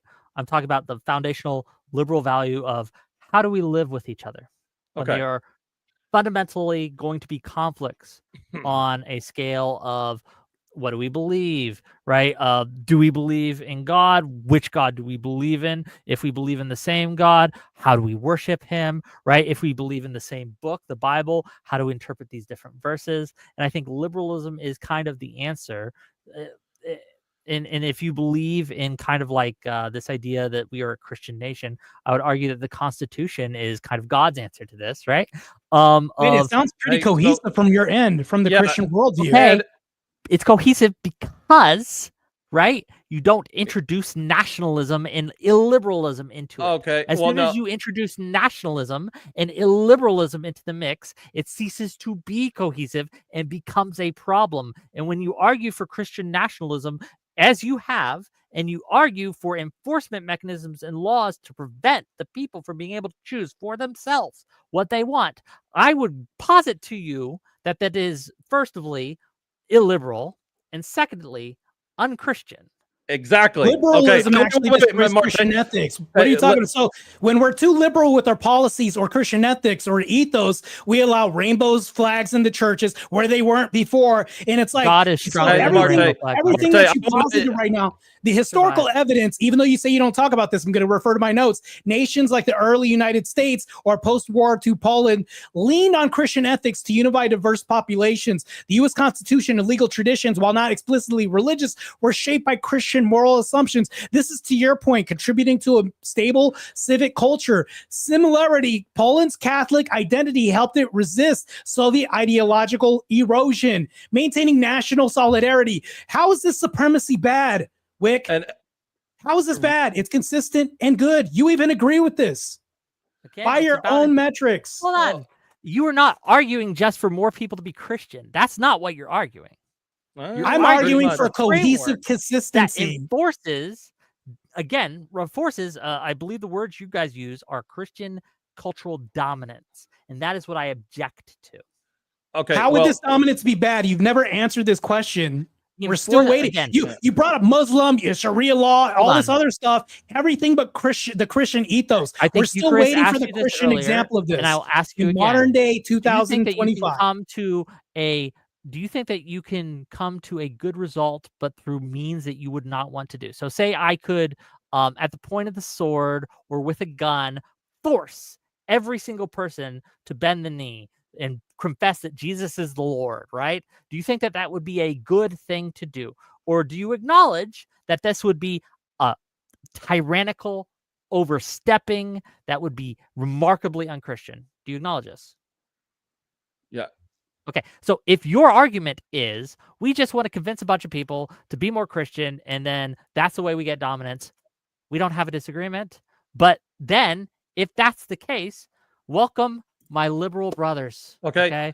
Welcome to liberalism. Now, welcome this is the point I want to drive home for you. So everything that you've brought up about how important it is for people to have their freedom of expression, how important this liberalism is to our democracy, that we have the freedoms and ability to do this, you do realize that this was an overwhelmingly largely due to a Christian ethic that had a value in free will, right? It was a Christian ethic that said, yes, you know what, we should put into the Constitution freedom of speech, freedom of religion, because that honors, because that, like you said, they're bedfellows, right? So if we follow the Christian ethic, right? Okay, so by your own argument, if we follow the Christian, we're advocating for the democratic system.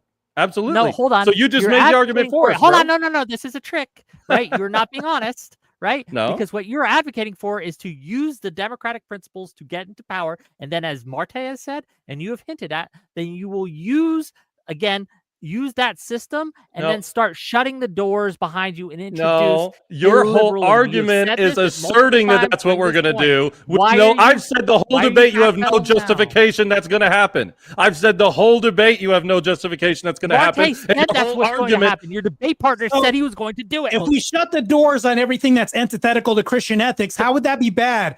We've asked this question like 5 different times in this whole debate. How can you say it's going to be done? Answer this. But you have yet to answer this yourself. If you're going to act like kindergarteners, I will begin to treat you like one. Tone it down and be respectful. So, Wick, the problem is when you say, just real quick, can we just demonstrate what happened there? Like we're on the one hand, right, from one side of their mouth, Eli Nix, is that your name? Yeah, sorry. That's right. Eli Nix is like, oh, well, we never said we were going to do that. And then Marte, in the very next breath, interrupts him to say, yeah, we're going to do it. And why would it be bad? Well, do you see the issue. No, here's the problem. No, here's we're the problem. talking about the freedom, right? We're allowing you to have this freedom. What he's talking about when you're saying we're not going to force, right? We're not going to make you do this. He's talking about forcing you, like basically putting hands on you and making you do this. What I'm talking about is allowance. Two things can be true at the same time. Wick, you're just mincing words and trying to confuse things. Yes, I mean, and Wick, the problem here is your assumption when we say close the doors and like changing democracy, you instantly apply that means no more freedom of speech, no more freedom of expression, no more freedom of belief. And those things are all part of your presupposition and assertion to what you think these manic, evil fundamentalists will do. But it's just an assertion. You have no justification to believe that that's what we mean or that's the case. And I can't look 100 years in the future and say what a Christian populist would do. But I know if they're following a strict Christian ethic, that the whole reason we have freedom of speech and the whole reason we have liberal freedom of expression is because we had people who valued divine free will in order to give that to you. So your whole thing is self-defeating, and all you're doing is just putting assumptions into our end that somehow we're going to turn tyrannical, which you haven't justified. We've seen tyranny from your end. Actually, Jordan Peterson fought this in Canada when they were enforcing language for me to not address you a certain way. Now all of a sudden it's tyrannical. Can you point quickly? Can you point to a modern example of Christianity where we're controlling language? We're more benevolent than you are on the left side. So this is crazy. But they would be the first ones to tell Christians how to worship. You guys, do you think this is a Canadian flag, sir? We're talking about a nation. That's any nation, especially in the West. America, this is happening in Colorado right now. We nation. can give you current examples of where language is controlled. This is happening right now. Matter of fact, it's gaining traction. Grassroots operations happening right now where language is being controlled. Right now, we can point to Colorado. We can point to LA, actually. We can point to certain other places. This is infiltrating Christian culture and actually breaking apart cohesion and making it worse. When you put in more Christian ethics, there's more cohesion. When you have more liberalism, there's less cohesion. And the reason Wick only wants to talk about America is because it's the most Christian.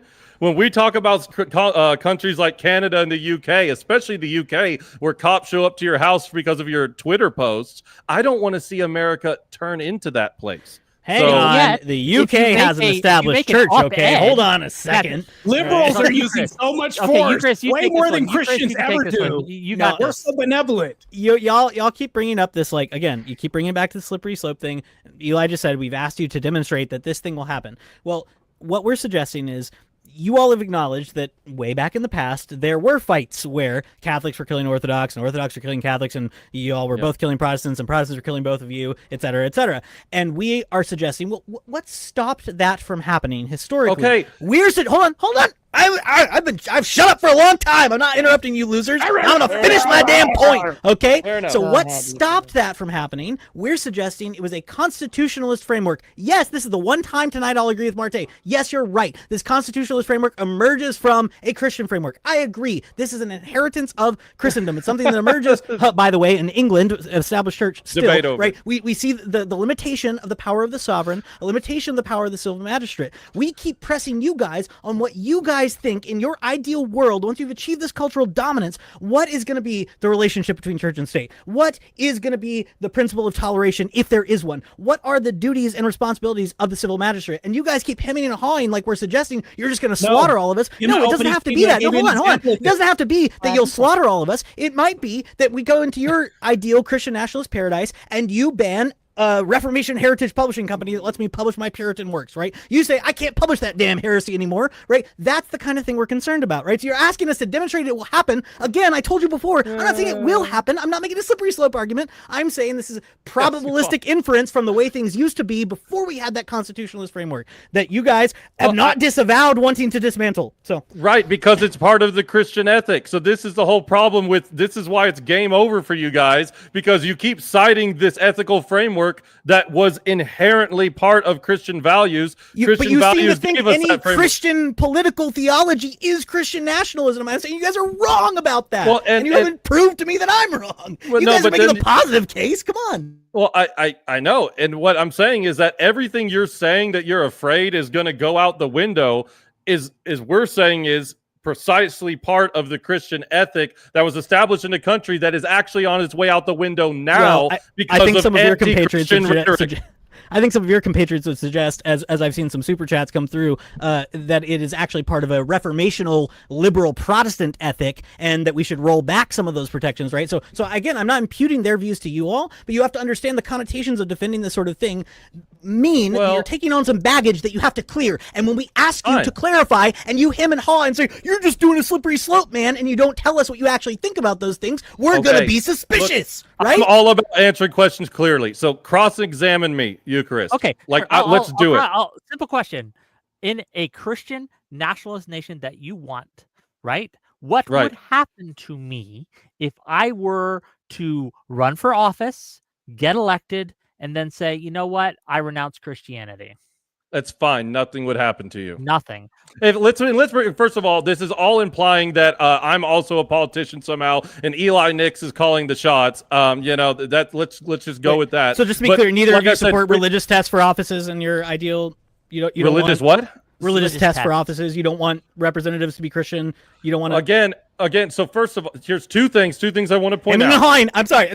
Hemming and hawing. This is what we're concerned about. Okay. Well, I'm addressing it. So I mean, interrupting and just screeching, hemming and hawing into the microphone while I'm addressing what you're bringing up is spurgy.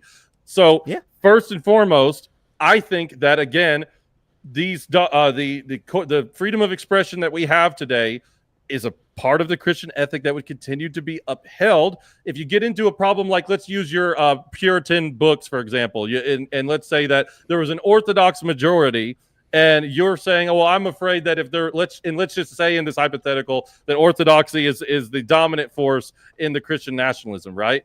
I don't think, at least when I say I don't think Orthodox are going to make you not be able to publish your Puritan book, you don't have any more justification to say that they're going to than I do to say that they're not going to, other than mine is based off the Christian ethic that would be antithetical to freedom of expression, which we've all agreed on this panel, you guys have conceded was rooted in Christian ethics. Hold on. Answer his question. Will I have to be Christian to run for office? Will there be a religious purity test? Okay, here's the second point. I got screeched at him and hawing when I said I had a second point.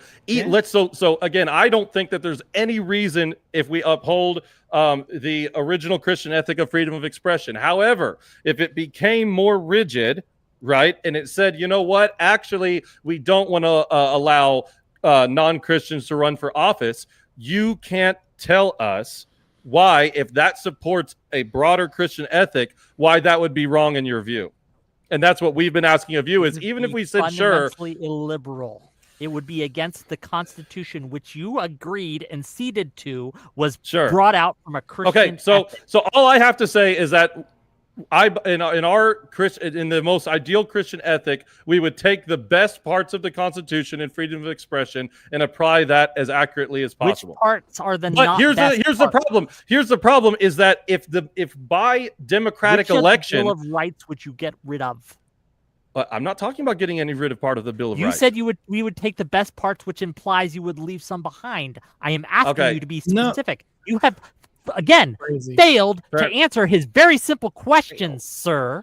I'm answering them in good faith, bro. A religious purity test in your ideal system of whether or not someone has to be Christian in order to run for what if we use office. Liberal democracy and freedom of expression? You have not in answered order the question once again. Well, I don't have a fucking crystal ball to look in and see if they're going to deny laws. Christ 3 times, and you have failed to answer our question 3 times. I find that interesting.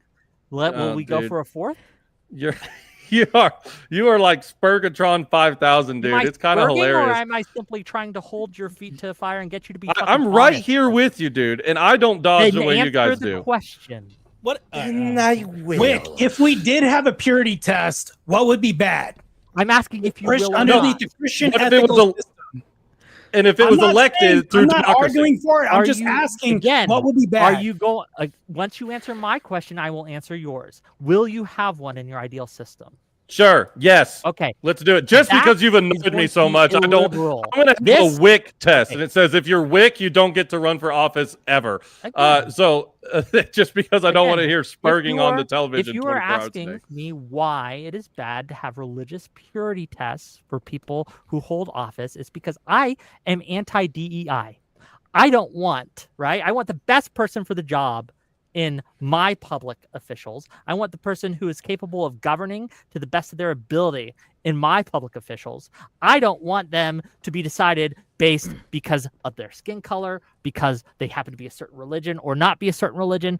I want them to be based on merit and merit alone, because I think that leads to the best outcomes. That's why it would be bad to have a religious purity test. So wait, I am I think it's bad on your end. The reason why I think it's bad on your end is because during the stabby period, you guys were forcing everybody to take their 5th booster shots, and people were pious. keep saying you walking around there. guys. It was almost damn near religious the way people were saying this. Oh, I have my 6th booster shot, and we were fighting this. Christians were fighting against this.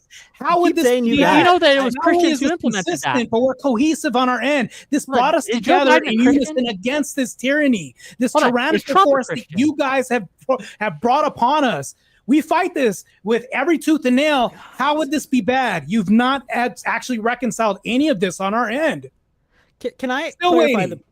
Can I clear first? Again, the you guys thing. You're imputing views to us that is just ridiculous. It's insane. This has happened like 5 times at this point. So when I say let me you clarify guys, the I'm publishing point. talking Let me about clarify the liberals. publishing point. Yes, Let me clarify the one at publishing a point. time. Go Let me ahead, clarify Eucharist. the publishing point, because I'm not saying, Eli, that I think the Orthodox all dream of a world where they can ban my Puritan books, right? What I'm saying is, when we've asked you guys about, let's say, blasphemy laws, you've at least been ambivalent about whether or not those might exist, right? You haven't committed one way or another whether they would. Okay, fine. I'm not saying they will or won't. But do you not agree that by hemming and hawing on that, by introducing the idea of an established church, you have not introduced the concept of an established church that says, hey, we get to define what blasphemy is. Those Puritans over there who affirm penal substitutionary atonement, which is contrary to Eastern Orthodox doctrine, they can't publish their books. Maybe they can teach it in their homes. Maybe they can educate their kids, but they sure can't sell it in the marketplace. Well, is that not a door you've opened by being at least ambivalent about what blasphemy laws constitute and about established churches? Well, here's what I would say to that, is that agreeing with what Wick said about how, certain fundamental elements of freedom are co-patriots with the Christian ethic, I would say that if the Christian ethic is applied in that standard, and especially if these things are voted on democratically, which is the whole system that you're saying we need to uphold, is democratic free expression. Well, if democratic free okay, but what happens whenever constitutionally first of all, don't interrupt me when I'm talking. Whenever the constitutional freedom of expression, and we vote on it in a democratic way according to the Constitution, and the majority vote will of the people says to do these things that you're bringing up, then what is your pushback to that if it happens through that? Prevents majority from voting on certain things. So a majority democracy cannot vote for certain things. They cannot under a constitutional democracy. Okay, then why are you so fucking worried about it then? Because when we ask you under your Christian nationalist framework, would you do away with these things? Your answers are either yes or very vague. So we've said the whole night that we're going to use the system in place. If you say the system in place prevents it, what happens? What?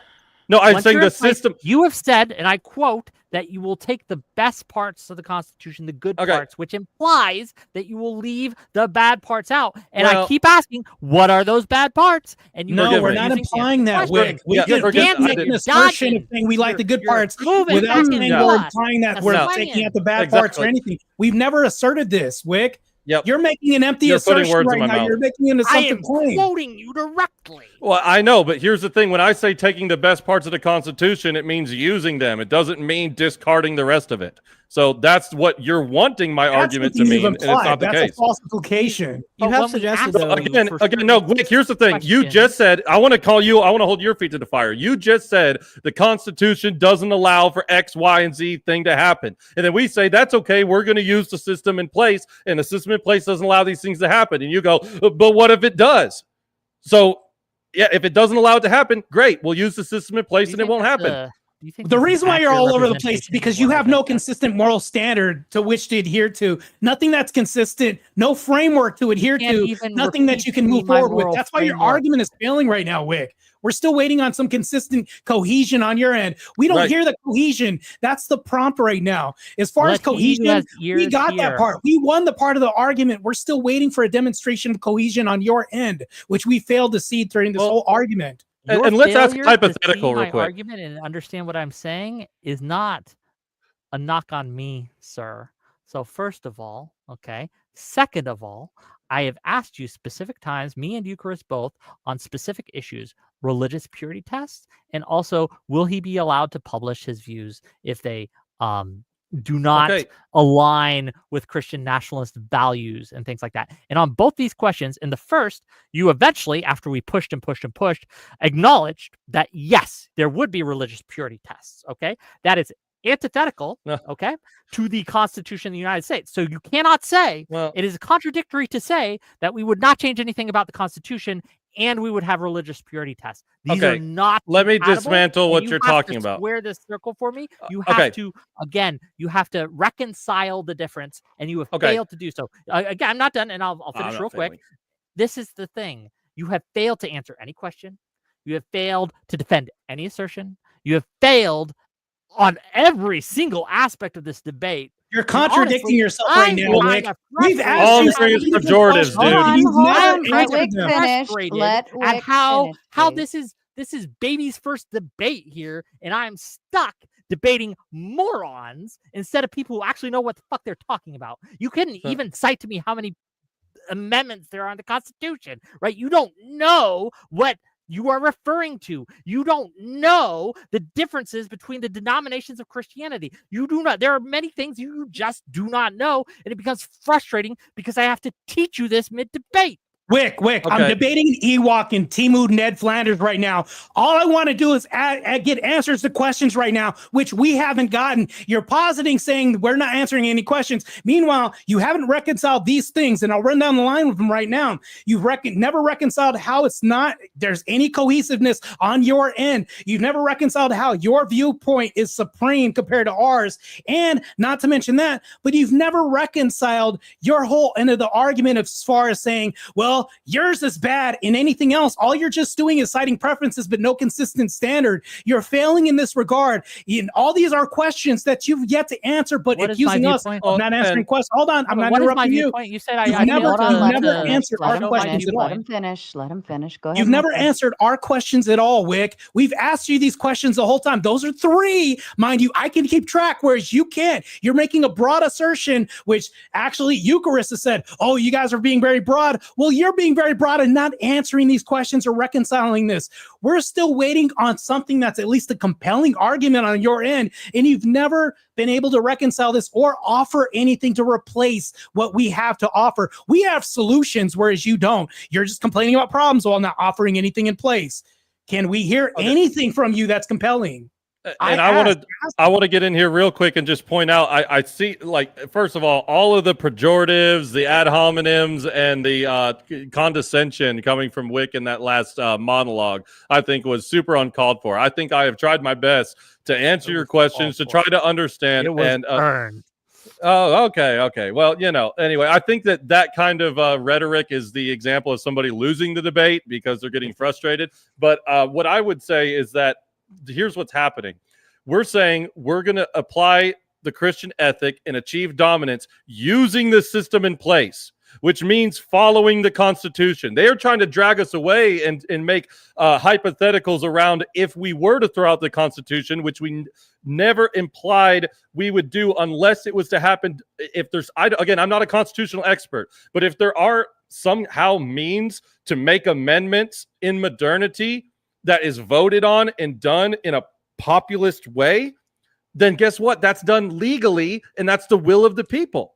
So Hold we're on, how not do you talking change the about Constitution? we're not talking. No, hold on. Never once did we say we're going to get into power and take the Constitution and shred it into 1,000 pieces. But that's what your entire argument has been based around. Whenever you're criticizing what's going to happen with the religious purity test, all I have to ask you is that constitutional? No. Okay, then it wouldn't happen because we're going to use the system in place. We're not calling for the system to be thrown out. You answered that it has been would. abused on your end. Are you whereas lying we then, haven't. or are you lying now?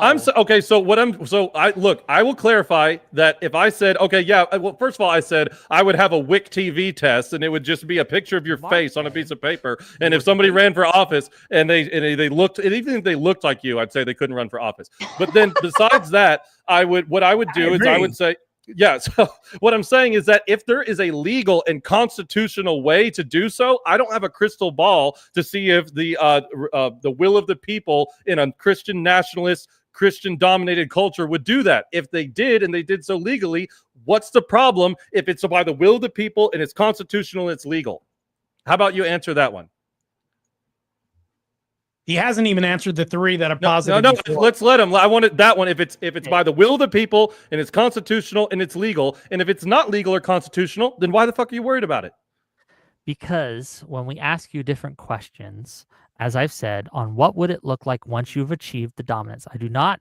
Again, no, but answer my question. On, you accused us of not answering questions, Wick. You answer the one I just did right now. If it's legal and constitutional, lying based on your other answers. Problem?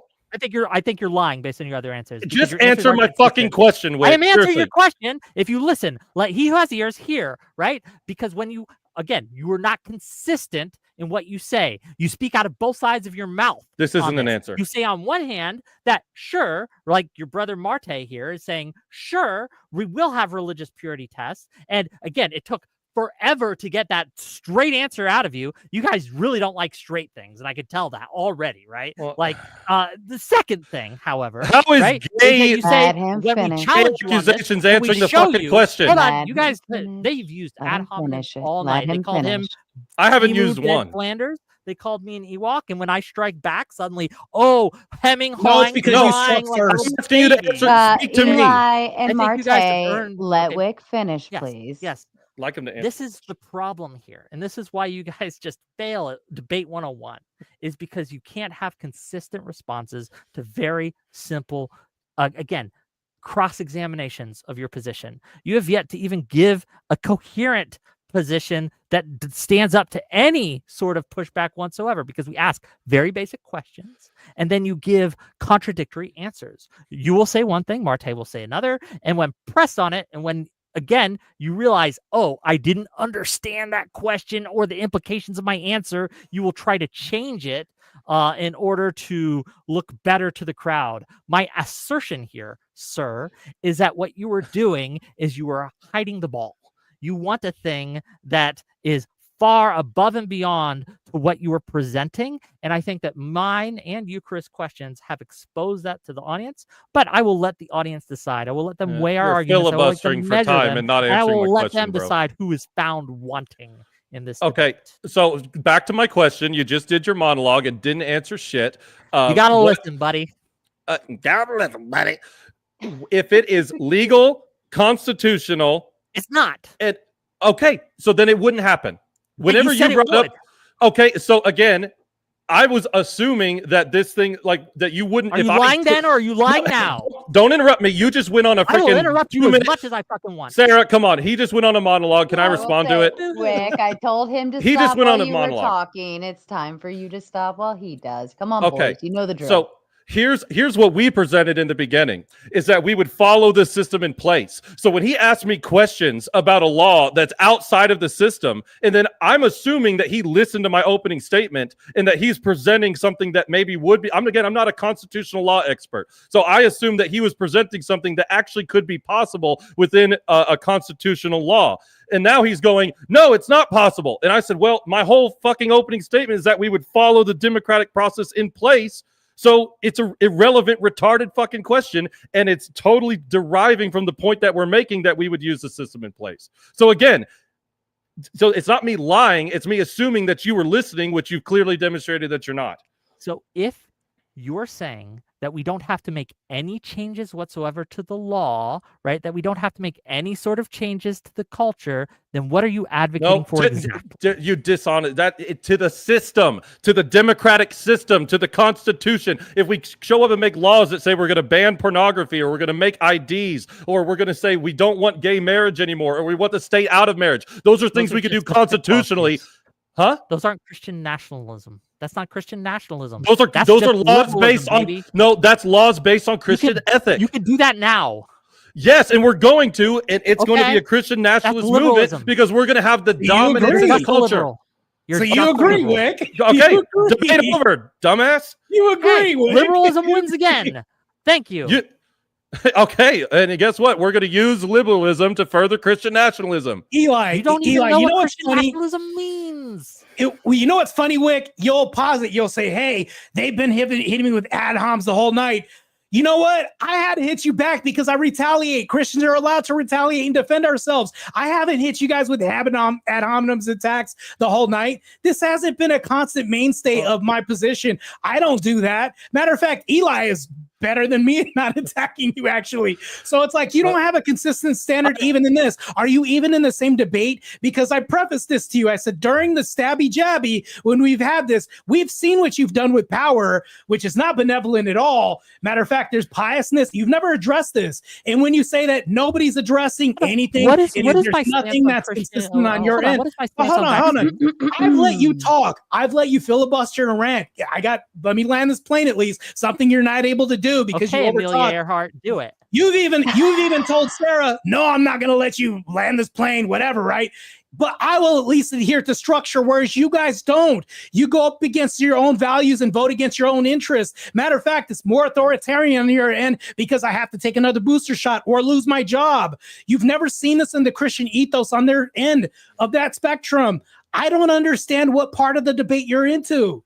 Or a part of. What do you think my stance on vaccine mandates is? Degeneracy and chaos. You're not even my stance on vaccine mandates. Gentlemen, before we dive into the stabby stab conversation, we are at that point where it's a good time to go ahead and kick off our closing statements. And then when we get to open panel, we can really dive into the stabby stab scenarios.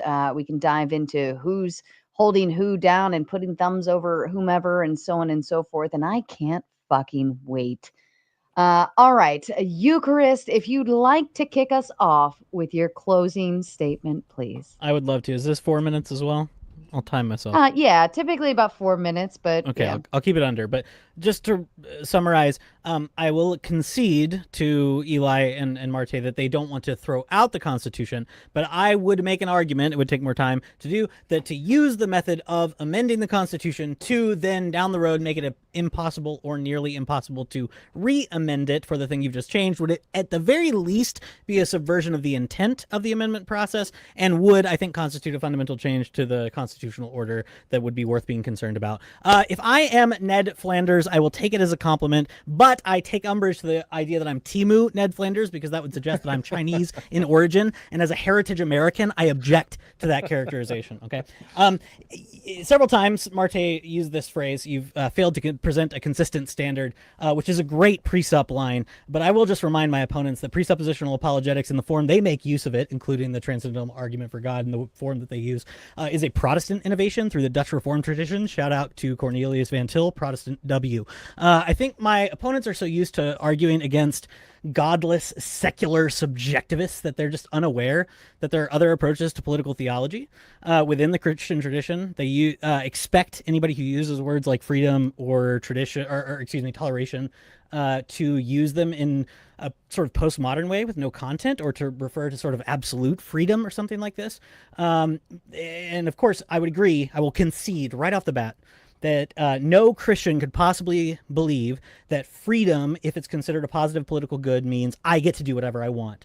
But also, they're so used to those sorts of opponents that they just think that, banning abortion, overturning Obergefell, and so on are distinctively Christian nationalist positions, rather than conservative, Christian conservative, etc. I think the problem you may have seen tonight, I don't know, I have no idea how the audience responds to this, but is that my opponents, I think, have shouldered the burden of a term, Christian nationalism, that has a lot of baggage. And they use that term, I think, to provoke opponents, usually secular opponents, but that the term itself doesn't grapple with the kind of complex questions that are raised by political theology broadly in the Christian tradition, which is, I think, amenable to a broad variety of political theological positions. Now, as a Protestant, I'm obviously a huge fan of quote mining from the church fathers, but I think if I took Augustine, Basil, Chrysostom, and others, I could construct a fairly robust anti-CN case from their interpretations of just those two parables I mentioned, the parable of the wheat and the tares, and the Good Samaritan. And so my positive view, if I'm just going to lay it out here in the 1 minute I have left, it's kind of up in the air, but I'll say on the record, I think I'm very sympathetic to the arguments presented by Oliver O'Donovan, who's a filthy Anglican, in his book, The Desire of the Nations. And he concludes in this book by saying the idea of natural right, which is distinct from natural rights, natural right, is an inheritance of Christendom and Christianity specifically. And under that heading of natural right, we can derive 4 principles: natural equality, the imago Dei, we're all made in the image of God; affinity, which is love of home and tradition; oikophilia, in other words, which I think the CN people rely on very heavily, which I would agree with. But also, this is the one I think the CNs are weak on: reciprocity, the idea that each home and homeland and community can interact with other homes and homelands in peace and with love and with xenophilia rather than xenophobia. And then his final point is creaturely cohabitation, that is like stewardship of the creation. I don't think that's Christian nationalism. I would distinguish as a good Protestant. We distinguish. The Bishop of Rome hath no authority in this realm, and neither do the Eastern Orthodox. So thank you for having me. It was a lot of fun. I'll stick around for a while. Yeah. Thank you, Eucharist. Wick, to you.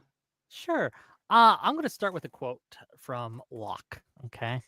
Locke, as I believe, looked at the horrors of the Reformation Wars, the 30-Year War and things. And this is what he says.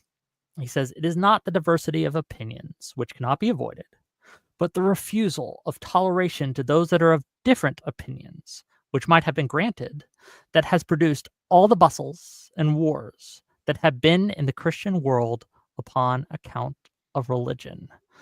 The idea that Christianity is culturally cohesive or morally cohesive is given the lie when you look at the history of Christianity itself, when you look at the history of Christian nations and how they have interacted both internally and externally. And I think provided several pieces of evidence for this, and I find them convincing. If my opponents don't, that is on them, not on me. I would argue that the people, the reason we have less conflict today than at any other period of history is because of liberalism and that foundational liberal order, which, yes, I will grant, again, it comes up in part through Christianity, right? But when we strive to take away that liberalism, when we strive to undermine the liberal order, right? When we strive to take away the pillars that hold it up, we are introducing the state of affairs that will lead once again to the horrors of the past, and I don't want that to happen. My opponents have not answered any of our questions clearly until we pressed and pressed and pressed, and then when they realized the implications of the answer of their answers, they have quickly retreated. I'm just going to say it clearly. I think that what they are advocating for publicly is different from what they want privately. I don't think they are being honest with you, and I think we've demonstrated that on that panel. Thank you, and as always, thank you for having me, Sarah. Absolutely, Wick. Thank you. Marte, to you, sir. Okay, so a lot to contend with right now, but also not a lot. So on Team Ned Flanders' side, he posits that we have tag, right? Of course, you could say that Protestants own this, but which came first, the bird or the egg? The bird or the egg? So if we think about this, what came first, historically, or EO came first? Where did this come from? It came from us, because there wouldn't be you without us. You're talking about fractionalized Christianity that came downstream from us. Also, back to the Ewok right now. He's actually mentioning Locke, which was full of contradictions, especially his conflict on his views of property and the need for government, especially regarding the accumulation of wealth and potential for inequality. So it's like there seems to be a meshing of things that are inconsistent on their side. First of all, the three things that I've asked if there's any cohesiveness on their side. They've never once reconciled this. I've also asked, is there any way that they could justify that our supremacy would be bad? Never went ahead and provided anything that's compelling. Overall, their whole argument fails. I mean, you could talk about Eucharist and his well-read studies, but nothing's come about this. It's like there's nothing compelling on his side or the Ewok side. It's like I have nothing left right now because there's nothing that they've given me. They've never actually offered anything that's contrary other than to themselves. It's crazy. I mean, it's like they're voting against their own interests by way of speech right now. Nothing compelling on their side. I've asked. Wick throughout this whole debate has said, you're not answering questions. We've asked. Surely you've said we probably went the long route of asking this. Meanwhile, these three things that I've asked, you've never reconciled at all. I've given you plenty of examples. DC, the stabby jabby, everything else, when you guys are more authoritarian than us, but nothing's been answered. We're still waiting. And it's like, if you take away Christian ethics away from society, you're going to have more corruption, chaos, and less cohesiveness. But if you add more Christian ethics to society and you inject it in there, no pun intended, you're going to have more cohesiveness. More liberalism, less cohesiveness. Less, more. I concede and give it to Nix. Thank you, All Marte. right. Eli, to you. Thanks, Marte. Thanks to both my opponents, and obviously, of course, to Sarah for giving us this platform to, do our thing. I just want to say that what I think the biggest problem for what they've been doing to our position is they desperately want us to be arguing a position that we're not arguing. So they desperately want to use whataboutisms whenever we say, no, we want to do this within the current system that we have. And then they use whataboutisms that go outside of the current system that we have. And they think they got gotchas whenever we are just assuming that they're taking our word for what we actually are saying that we will do. And again, as you can see in Wick's closing statement, is that he's got these assertions about our secret nefarious plans. Those aren't arguments. Those are just assertions. Mr. Eucharist said that if he would have brought, a case from the church fathers in this, and that would have been used, but he didn't.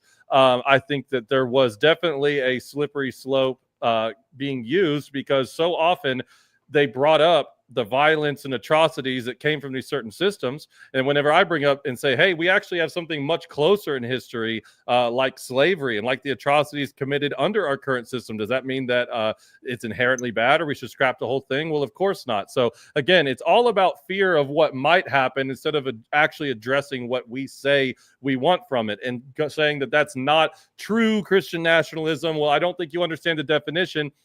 Fine, whatever. We gave you our definition. This is our movement. This is what we're calling it. If you want to call it something else, fine. Call it Christian populism. Call it Christian dominance. This is what we're using. I think that we can use the terms of nationalism in order to make this implication. And I think that we get a great job defending that against this. And the last point I want to make is that, he said a lot about the words liberalism, but not the actual problem of secularism, moral relativism that we're actually pushing back against. And if I think both these guys, again, Witt conceded he does have an objective standard, and it's basically the Christian ethic. We have Eucharist over here, who's a Christian, who said that there is no ethic superior than the Christian ethic. So honestly, I think there are plenty of concessions on their side that they're actually for everything we're saying, and they don't have a problem with it. They are just mad that it's I don't know why. I think there's plenty of concessions. Thanks again, Sarah. And if I could throw one, I don't even know if this is an ad hom because this isn't necessarily an insult, but Wick, I'm not going to call you an Ewok, but you do look strikingly like Bishop Mari Emanuel, and it's kind of blowing. Every time I look at you, I'm like, oh my God, it's video game Mari Emanuel. Anyway, I wanted to throw that out there. So you can. I'm told I look like all kinds of shit, so you can throw that at me too. Fair enough. Thank you, gentlemen. I am officially dropping the link into the chat for the open panel dumpster fire. If you'd like to join the panel, now is the time to jump backstage, and I would do it very quickly because usually it fills up. There it already is going. Okay, so over to the super chats. Go ahead and starting. And let me preface this, gentlemen. You're more than welcome to respond to anything, but let's try to keep it short and concise so that we can move on quickly. That panel's already filling up back there. All right. Trib One says ultimately, Christian nationalism is a form of secularism. The deunification or denominations of Christianity is evidence for that reality. Any thoughts? No. Well, No? I guess I would just say that, if it was an Orthodox Christian majority, that would be a prescription to that problem. Okay. And then Trib also says, define the tenets of the Christian part of Christian nationalism, and is that a form of Christianity viable in America? If not, where?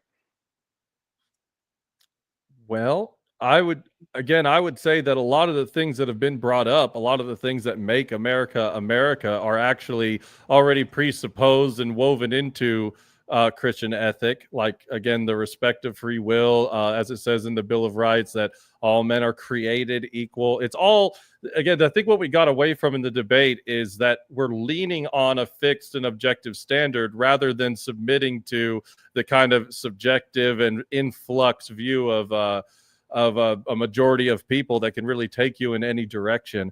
So I think that is viable in America because we've seen it, but I think that we're pushing back against the rejection of it. Okay. Kokomo kicking us off with the dono goal to say, getting it started. Thank you so much. Joel says, so funny. The secular atheists don't mind using force. Why shouldn't Christians? I don't think anyone should be using force to enforce their worldviews. To the extent that secular atheists do it, they are bad. And why would you want to do a bad thing that they're doing? You mean like booster shots and stabby that I brought up and everything else that's happening in DC? Hold on. I mean, it's a plethora of things we could bring up. Again, Republicans, pretty authoritarian on your end, who are mostly Christian, are the ones who did that. A lot of liberalism injected in this and secularism that promoted this. Okay, not a lot I'm of Christians. Vaccine mandates, and I'm a liberal. Yeah, well, that's the thing, though. We could talk about exceptions to Ewoks rules, but we're talking about the majority.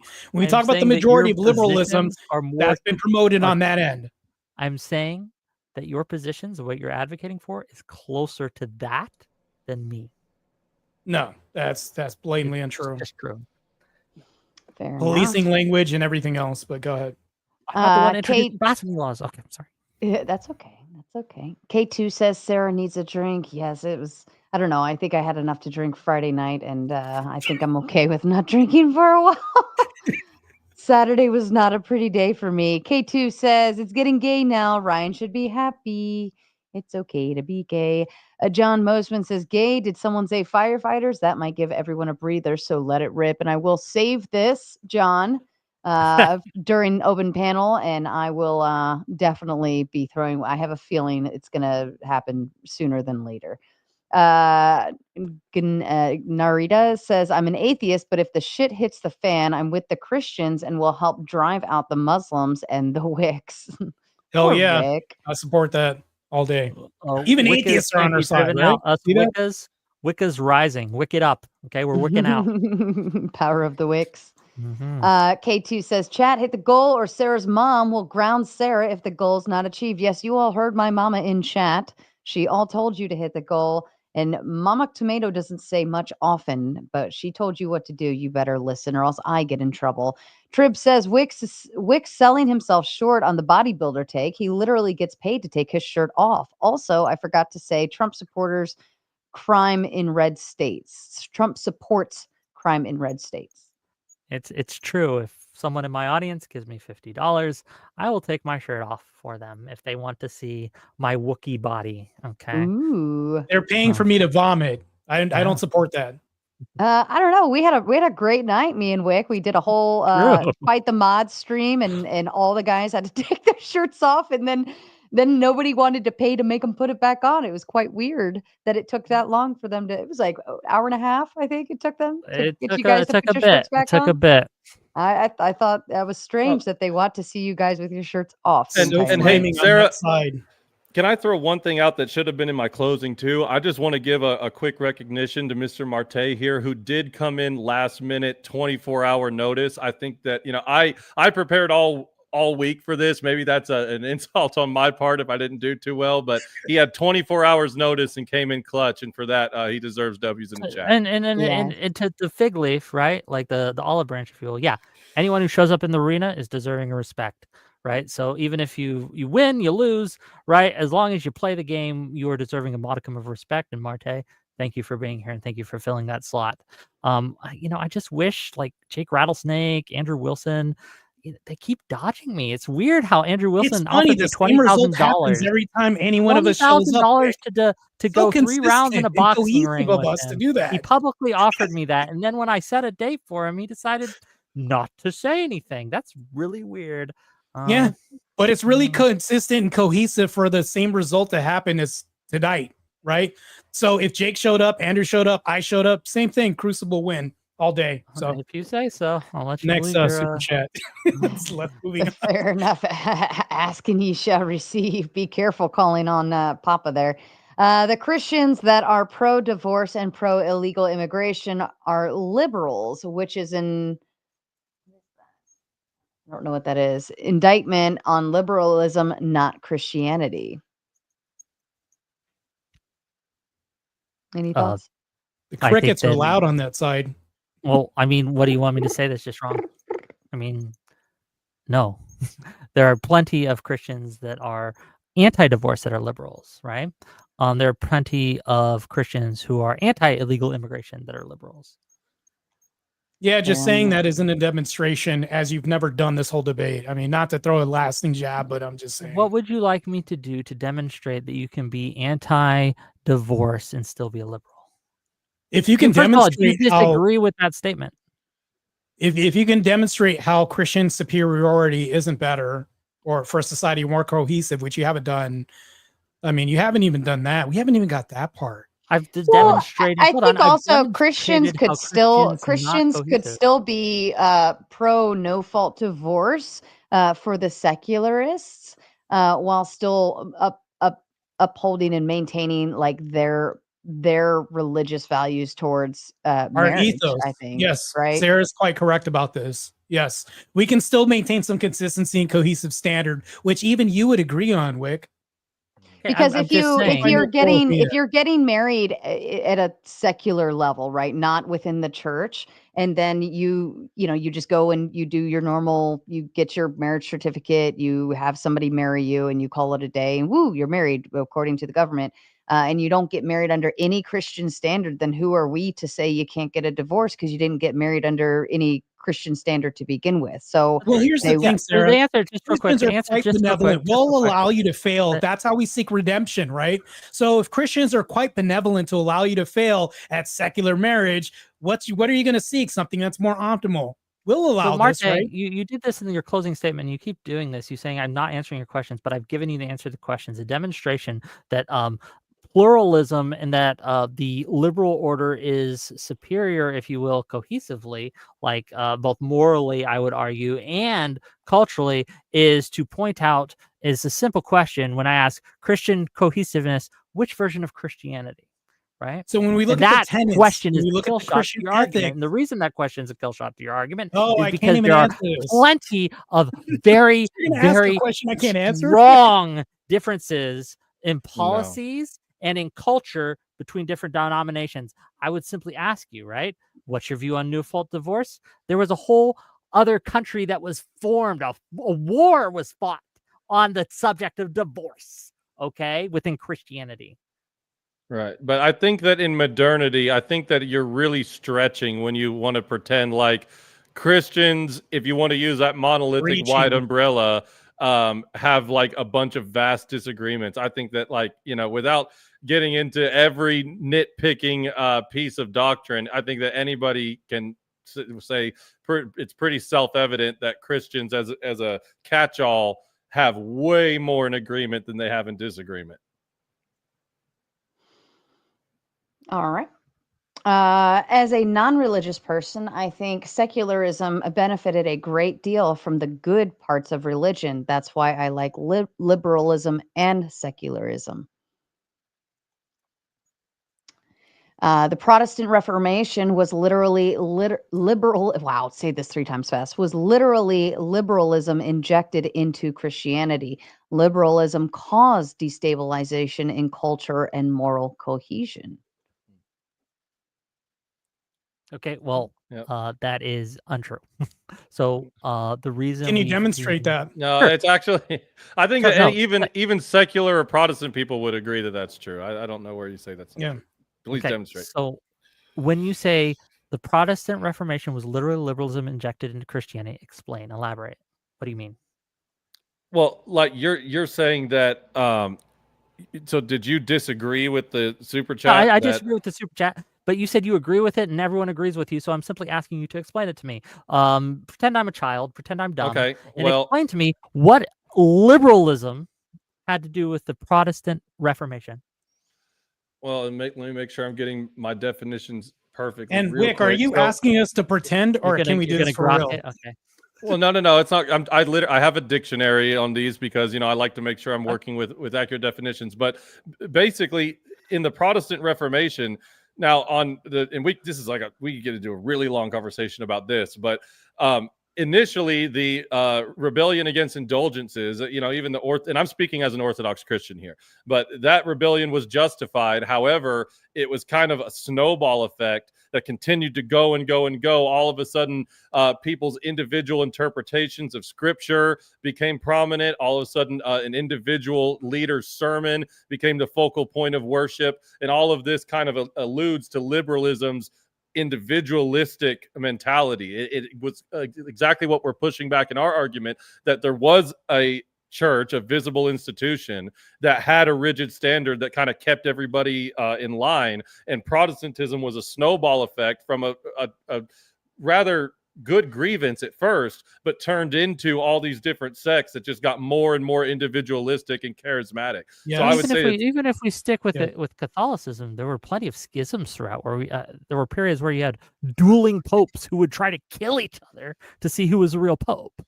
Well, again, right? You're talking to Orthodox Christians, so we would call the Catholics the first Protestants. So if you really want to get that technical, I mean, True. Yeah. Protestants, Catholics. Yep. Okay, but again, that has nothing to do with liberalism. I just want to point that out. But carry on. No, you asked us a direct question. I just pointed out how it did, and then you say it doesn't have anything to do with it. That's crazy. What you said about the was super just chat, not true. liberalism. Okay. Absolute freedom is not in the Bible. You are lying. Absolute freedom is not in the Bible. You are lying. Good thing I never said absolute freedom. I don't even know who that's addressed to be honest. I don't know. I think that's go to either you way. guys, actually. Absolute shadow. freedom is not in the Bible. A Kissy Cat coming in to say, oh, hi, Sarah. Hello to you, Miss Kissy Cat. Crucible Crusader says, Wick reminds me of an Ewok, LOL. Oh, God, somebody agrees with me. I could see, because the way the hat, like all we need are the little ears, and it's just perfect. And keep in mind, Ewoks I love the destroyed Ewoks. the Ewoks Ewoks destroyed were the my Empire. favorite, and they Okay? were No, my favorite. You got to pull up Bishop Mari Emmanuel. I think that one is really close look, to I it. don't That's not know. even I an don't know. insult. I don't Man, know. if we could get it on screen, it's pretty awesome. Hold on. Trib One says, by the way, religious principles being brought to secularism doesn't mean going backwards is good. A lot of medical advancement happens through atrocities. Fair enough. And also says, is the Old Testament the soul of your Christian nationalism, or is it the New Testament? And is there more than one interpretation? Askers want to know. Oh my gosh, that's perfect. The beard. And he's a very It you know what? does. He's a very cool guy, cool looking. Well, right? and you got to see him talk too, because it's like, and I've got big tombstone teeth as well, but he's got the same thing. You guys do look like, yeah. I got him too, but he looks just like you. It's kind of funny. Yeah. Wick's more Ewok than Amari Mari. Yeah, Fair enough. Absolutely. Were Christians forcing other Christians to wear masks and not go to church due to C-19, or was it liberal governments? But liberals are pro-freedom. So I was the hinting answer to your around this question in is the whole debate. yes, literally, most of our government is Christian. So yes, literally, that's what happened.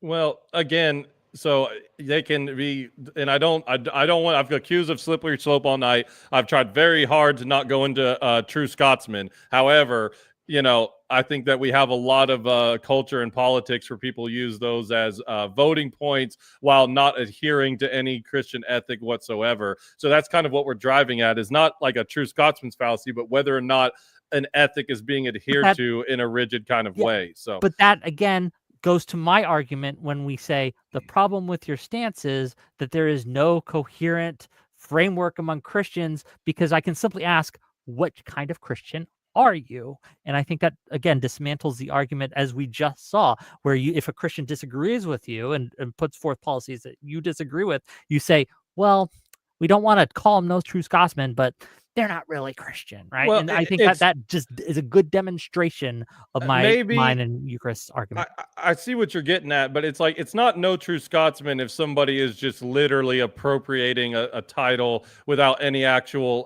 commitment to the ethic. I mean, like, that's like, it's not being fallacious to say, well, this certain set of behaviors you're doing immediately disqualifies them. That's kind of no true Scotsman. But when we say, yeah, people use that title all the time, but do they actually, like, are they practicing what they preach? Are they living this out? And are their decisions being informed by this ethic?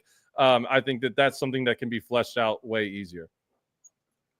Fair enough. Kissy Cat sending another 10 to help complete the goal. You guys almost failed, chat. You almost just took an L immediately, and I wasn't even going to open the panel. Kokomo also sending in their big 15 to hit the goal. And then on Cash App, How Long Nate says, these closeted commies must destroy Christianity for a big $100. He sent $100 just to say that to you guys. Wait, which one of us are the closeted commies? I don't know. Okay. Definitely me. Because I am very anti-communist. This is the big reveal, guys. I'm not sorry. Fair enough. Creedog says, made up imaginary scenarios that none could even ever answer. The chicken or the egg, tiny Ewok wicket. Which one of my imaginary scenarios that no one can even answer is he referring you to? said a lot of like what ifs. That's good super what chat. if they did, but what if they did, kind of thing. And it's like, but we can't. I'm asking you what you would do, right? What you specifically, Marte and that super chatter was Eli, awesome. Go ahead. Like, what would you do, right? Because I'm trying not to I'm trying not to strawman you, right? I'm trying not to say, well, other Christian nationalists say this, so you must be like them. I'm simply trying to get to the heart of what you actually believe, because I'll be real with you. Your definition was vague, as Eucharist said, to the point that it's like, oh, what am I supposed to do with this? There's no there, right? Like, what do you mean when you say these things? So I ask these exploratory questions to get to the heart of these things. And it does make me suspicious when you have a hard time answering those questions. Well, again, I gave you a pretty definitive answer as far as what my definition was, and you declined to accept this. And then I asked you, are definitions an absolute? You agreed. You said, no, they're not an absolute, which means what I think you don't want us to do is to have our definition of what this would be. And it's like when we give you this, it just feels bad to hear this. We want specifics. Your definition was, and I wrote it down, a governance by Christian values in a nation. Great. What does that mean? What does that look like? What are the implications? What are the policies? These are the questions we've been asking the whole time. So no, I'm really sorry. I want your definition. I don't want to put anyone's definition on you. I want to know what you mean by the definition you gave. That's all I care about. Counted on that. Well, and I want to be really clear. Like, I think that in my opening statement and several times throughout the debate, I've said, I don't know what you just said, but we said a dominance in the cultural and political life. That's a bit deeper than just what I wrote down political was governance. And I agree with that. When he said, when he was like, oh, I can't believe you're asking for a definition, but I guess I'll give one. And then he gave it. I wrote it down. That's what I was quoting back to him. Okay. You gave me a richer definition. Thank you, Eli. But, yeah. So Eli gave a better definition than you did. You didn't give a definition until you were challenged. So that's fine. It's not that it's an inaccurate one. It goes a bit further than that. So that's all I want to say. Yeah. Okay. Naomi sending her love. Horses in the chat for our darling mod Naomi. Everyone loves her here. Luke 6:29, Matthew 5:39, and Luke 14:26 teach to let people steal from you, not to resist evil, and to hate your family. Are these the best values? Yeah, again, I'm not going to allow people to cherry pick Bible verses without taking the entire tradition and the entire ethos into account. So, yeah, True. I don't play that game. Very Protestant of him to do so. Cherry pick the sarcastic warlock says it's amazing to see the degen, dishonest, and gutter-minded Christians lose to a leftist. Well done, Wick. I hate agreeing with you, but I hope these two and their ilk never get the wheel. I'm Jesus, a Democrat, take first the of all. wheel. I don't I'm a think that guy Democrat that's actually different. hates agreeing with him. That's what I'm going to say. How long Nate says Wick needs to practice. I'm guessing that was supposed to say Steelman. I'm guessing that was supposed to say Wick too. Practice spelling, buddy, and then get back I to think me. we have a lot of truck drivers, so sometimes it doesn't always work out for them. We try to make it the best. Wait, that's amazing. I love that. That's Yeah, we get a lot of them, especially on the late nights. We keep them happy listening in and tuning in, and That's what I'd do. they stay up all night driving. We Hell yeah. support Keep on trucking. Yeah, we support Amazon, Amazon, and all those deliveries making it their way to your homes, ladies and gentlemen. Wick still can't understand that what they want to do is promote ideology under the current framework, which means possible representation of proof changes with the focus on promoting good through the nation. You just described liberal democracy, buddy. Hey. Yeah, and again, yeah, we described using liberal democracy in order to promote a dominance in the culture. That's So, are you all we've been suggesting saying all that liberal fucking night. democracy and Christian nationalism can be coterminous? Yeah, I thought it what I've been was saying all Christian night. nationalism is more of the influence it has on the government, not necessarily changing the government framework. Exactly. Their whole argument all night has been to say that we're saying something we haven't been saying. So If you don't want to change the government, why are we having a conversation? You don't want to change the government, okay? because it would make laws that we know you don't like. That's what, at least maybe, I don't know about Eucharist, but definitely. Hold on. Secularism makes laws I don't like, right? A lot of things make laws I don't like. That's not me rejecting a thing wholesale, right? But as long as, look. You mean as like your long as you constitutional adhere- argument?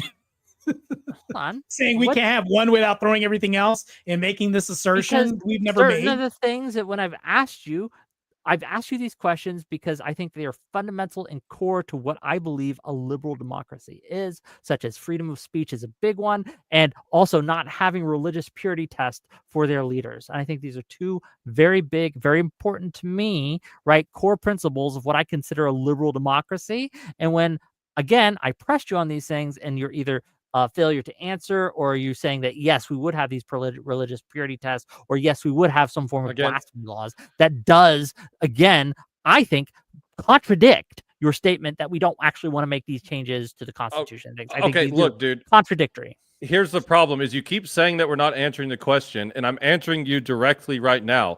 If it can be done through the current system, and it is the will of the people that vote on it to do so, yeah, bless you, Sarah. Then that's the will of the people under the Christian ethic. But we're not advocating for tearing up and throwing away the system in order to just do away with people's liberties. We want to respect those liberties through the lens of the system. But if it turns out that way through a Christian ethic, then that's a different argument than just saying that, we wholesale throw out the system. So this super chat hit the nail on the head. All right, two more, and then we're going to open the panel. I'll save the rest of the supers for after we get the panel going. How long Nate says solo scriptura only needs to using scripture to enslave Christianity through cherry picking for the benefit of the atheist. So, I was raised in a very religious household, Mormon, to be clear, and I did serve a mission. Like I promise you, I know more about the Bible than you do, Mr. Hall Longnay. And at any time, if you guys wanted to have a debate on biblical messaging or what Christ meant in the parables or the culture of the Sadducees and the Pharisees and how that relates to Christ's life and teachings, I would be happy to have a discussion with any of you at any time. Yeah, I think that I don't need to cherry pick scripture in order to prove or disprove a thing. I have, again, refrained from citing scripture in this debate for exactly that reason. But I do think that overall, Christianity, as spoken and taught by Christ in the Bible, does lead to kind of a pluralistic, universalist mindset. And I think I could back that up given enough time, but that wasn't the debate, so I didn't. Fair enough. And Christian nationalists denying their position more times than Peter denied Jesus. Cock crowing on this debate, and they have been found lacking. No, it was good. I didn't see any consistency on their end as far as like cohesiveness. They've never addressed this once. They don't even have a position. I mean, basically, like when we asked them about cohesiveness, they've never answered this. They've never asked why supremacy in Christianity is bad.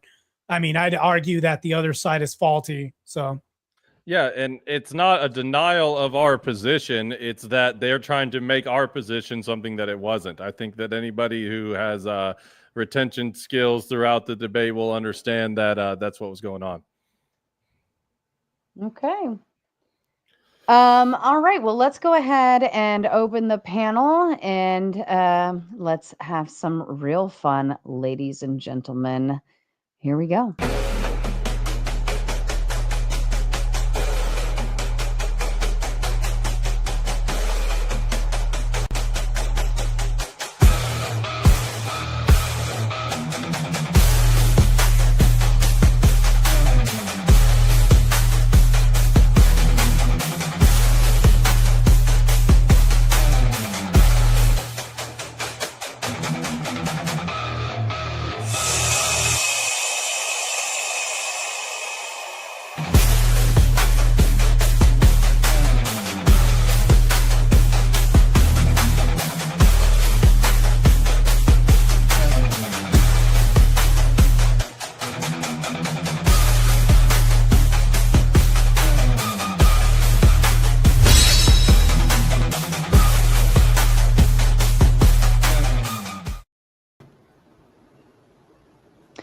All right. Most of you, all of you have actually been here before. You all know my rules. Don't break them. And for anyone that's new backstage or who will be joining the panel as well, please be reminded that I don't like it when you interrupt each other, and I especially don't like it when you interrupt me.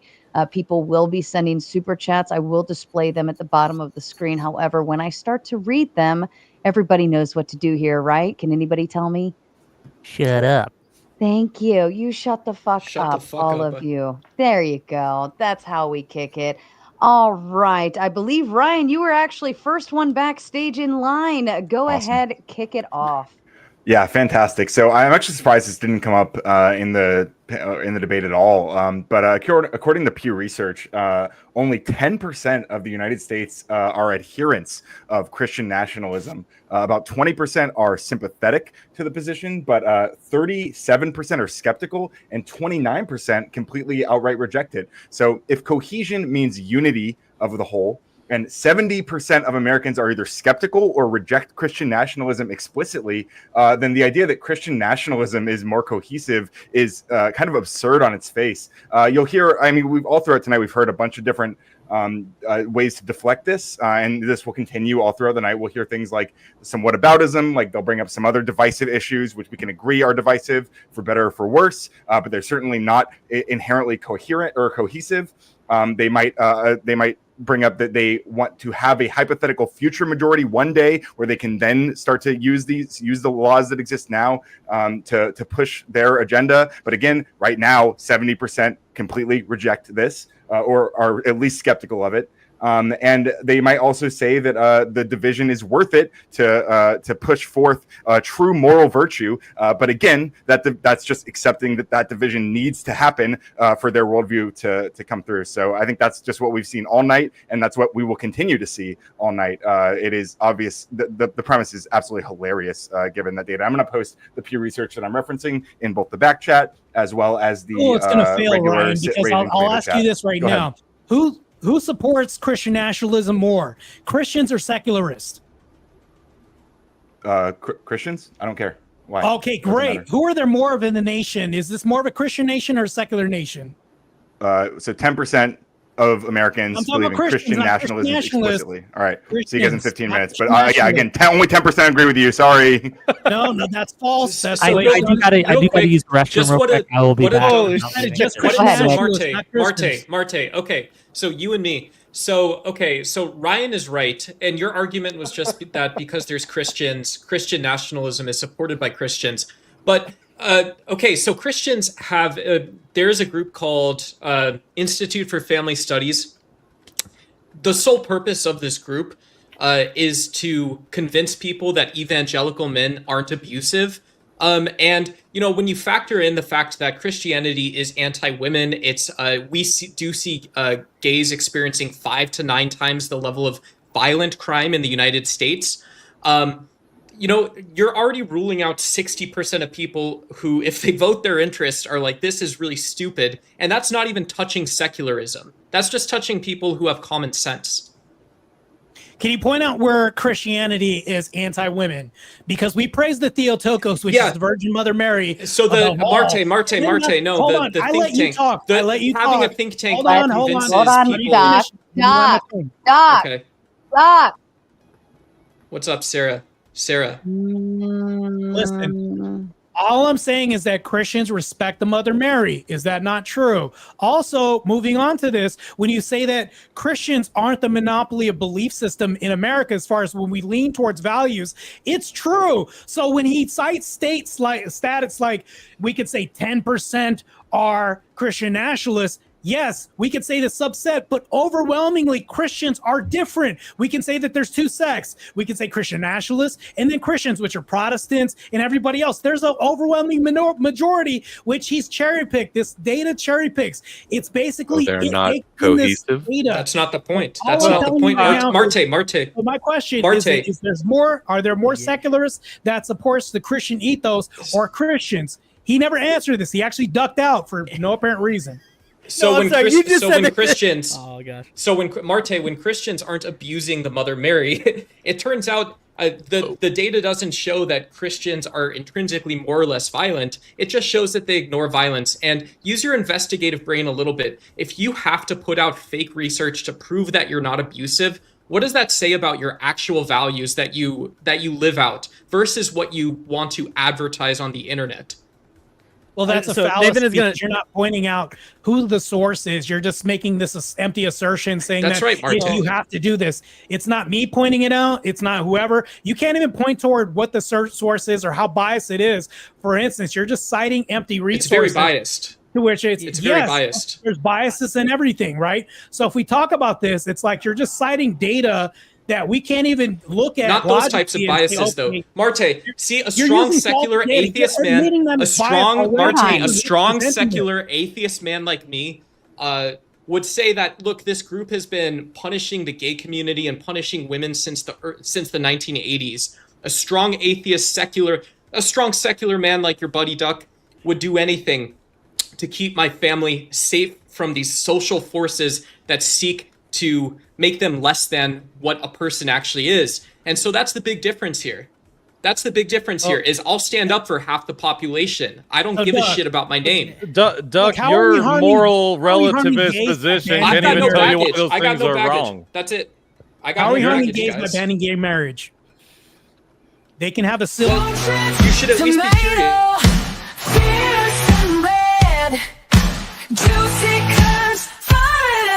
This message is sponsored in part by... I don't blame you 100%, Sarah. All this gay talk and everybody interrupting each other, please stop. And just a little word of announcement. I'm setting up the raid right now to head over to the Gauntlet. I'll drop, you got exactly 2 minutes to make your way over there now before I go ahead and shut down the tomato side.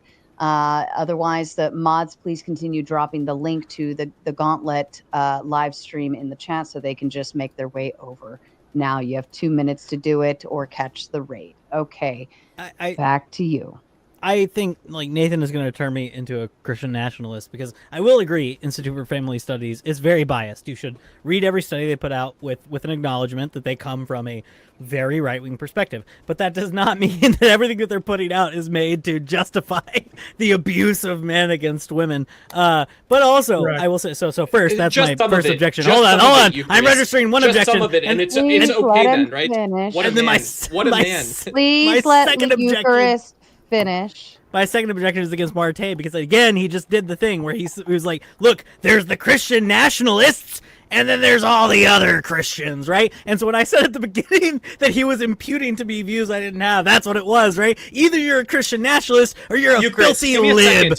Give me a second. Eucharist, are you Eucharist? Are you anti-gay, or do you believe that your stance on abortion makes you anti-women? Just be honest. I don't think my stance on abortion makes me anti-women. My stance on sexual morals, you would probably say makes me anti-gay. I wouldn't call myself anti-gay. Okay, so you're not a Christian nationalist, but you believe in policy that comes from Christian values. So you're not really with Wick in this, and you weren't the entire night. Is that right? Hang on, Nathan. Nathan. Yeah, I was trying to say he was kind of conceding. You believe in policies that come from Christianity. No, I don't. Do you believe in freedom of speech? Freedom of speech doesn't come from Christianity. You quoted Mill. Yes, it does. Mill, you don't need to be a Christian to believe in Mill. You don't need to, right? But much as I don't need to be a Christian to believe or support something that a policy that a Christian would support, right? Necessarily, right?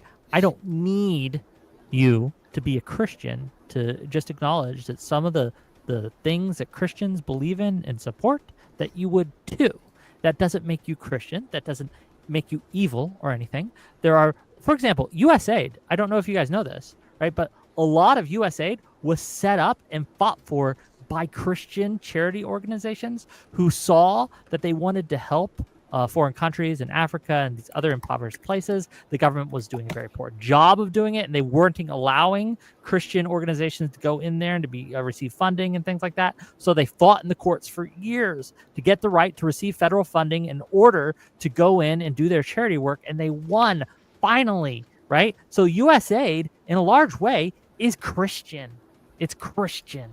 If you support USAID, you support a lot of Christian charities. That makes zero sense, Wick. That makes zero sense. Okay, what about that did not make sense? Go ahead and finish. What the fuck about that did make sense, Wick? That's my thoughts, Sarah. What the fuck about that made sense? I don't think I need to address that. To the bag. As usual. I also he gave the minimalist definition of Christian nationalism I'm objecting to, which is if you have a policy informed by Christian ethics, you're a Christian nationalist. It's just insane. Well, again, this has been the whole. I'm officially shutting the tomato side down now. Catch the raid over to the Gauntlet. I've also dropped the link in the chat. If you want to move over, go ahead and do so now. Thank you. Go ahead. I had a few questions for Eli and Marte regarding the Christian nationalism. One of the main things that they mentioned was that it was about asserting some type of dominance. Is that correct? So, yes. So how does that work? What if I don't believe what you want me to believe?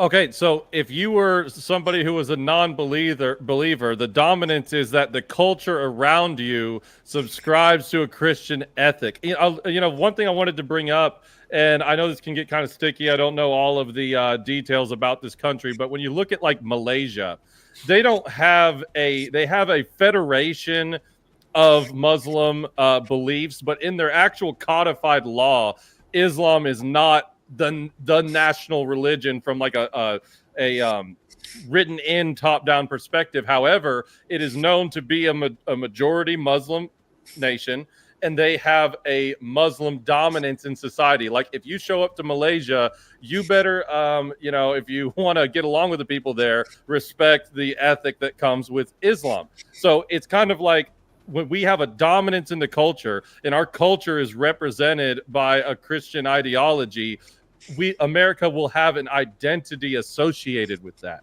So it's just an association. It's not a dominance. No, it's an association because of dominance. Well, what's the enforcement mechanism for the dominance? Well, again, the enforcement mechanism is just like it's something that the whole entire culture kind of unanimously agrees upon. It's not something that's just like, we're going to declare tomorrow that Christianity is the law of the land. You better get used to it. We have that right now, Brick. Actually, we don't. How do we get from pluralism to what you guys are talking about? Here's clarification in the question. The enforcement mechanism is happening as we speak. Let me clarify the question. How do you police it? I just answered that right now. Corn sites are banned in Utah and in we can name other states where this is banned. So if the Christian ethos, we can enforce this by saying, you know what, this cake shop can't sell to a gay couple because you can adhere to your agrees. By the way, we're allowing the freedom of religion. How is this not enforcing a Christian ethos of basically for you to have free will, which is a part of the Christian ethos? Well, I'm glad you brought that up. I'm actually I just need a quick clarifier. Marte, are you aware that the Utah laws don't ban corn sites? They only make you verify age. Right. No, what I'm citing is that when they just banned cited Pornhub, that there's Utah laws banning corn sites. Cornhub is banned in Utah. Although it's not banned. Other sites aren't banned. And there's they pulled out of it willingly because they're not going to add age verification systems. Yeah, Marta. How is that not a ban? Because they're not banned. They just need to add an age verification system. Great, so it's banned. Exactly. Well, see, this is a good point. This is a good point, Korith. So it wasn't banned. It wasn't banned in some kind of lawful declaration. However, there was a social pressure to allow age verification. Cornhub says they're not going to do that. There's a law for age verification. There's a law for age verification. Right. So that's not banning corn sites. That's banning corn sites. Can we go one at a time? I cannot hear any of you. So just be clear, this isn't banning corn sites. This is banning corn sites that don't have age verification. It doesn't matter. What happened is there was this law that banned age verification, and Cornhub tucked and run because they didn't want to do that. That would be objectively still a pushing of the cultural dominance, saying we don't like this. And guess what? They got Cornhub out of their state. So this is what we're saying. Was it that there was a ban on corn sites, or was it that there was some pushing of cultural dominance in relation to this? Well, again, I'm saying that the Christian nationalism perspective says that we would have a push to cultural dominance that would allow these things to happen. If you want to say your partner there made a stupid claim and was wrong, I'm happy to just acknowledge it. I'm just clarifying it's not a ban of corn sites. Utah's laws do not ban corn sites. Utah's laws only require corn sites in Utah have age verification additional to it. So hold on. If I have a club and I tell people that are under 18 they are not allowed to go in, is that banning people under 18 from going inside a club? Yeah, that would be banning corn sites for minors. I agree. You need to show but again, your claim isn't that. Your claim was they banned alcohol in Utah because you need to show your license. I mean, that's a ban. No, it's not. Alcohol is banned in law. Crazy. Law to show ID before you go into a bar or something does not ban bars. Well, hold on. Is that not still a ban towards 18? Is that not a start of a ban? That's still a ban regardless, right? On alcohol, no. Well, there is a ban. So can 18-year-olds buy alcohol? There's a ban on who is able to access it. You're saying it's a ban, but then saying it's not a ban. You're saying it's a ban for 18-year-olds, but saying that it's not a ban. That's still a ban. Well, now this is what Corinth does. It's still a ban. So is it true that alcohol is banned in the United States, Marte?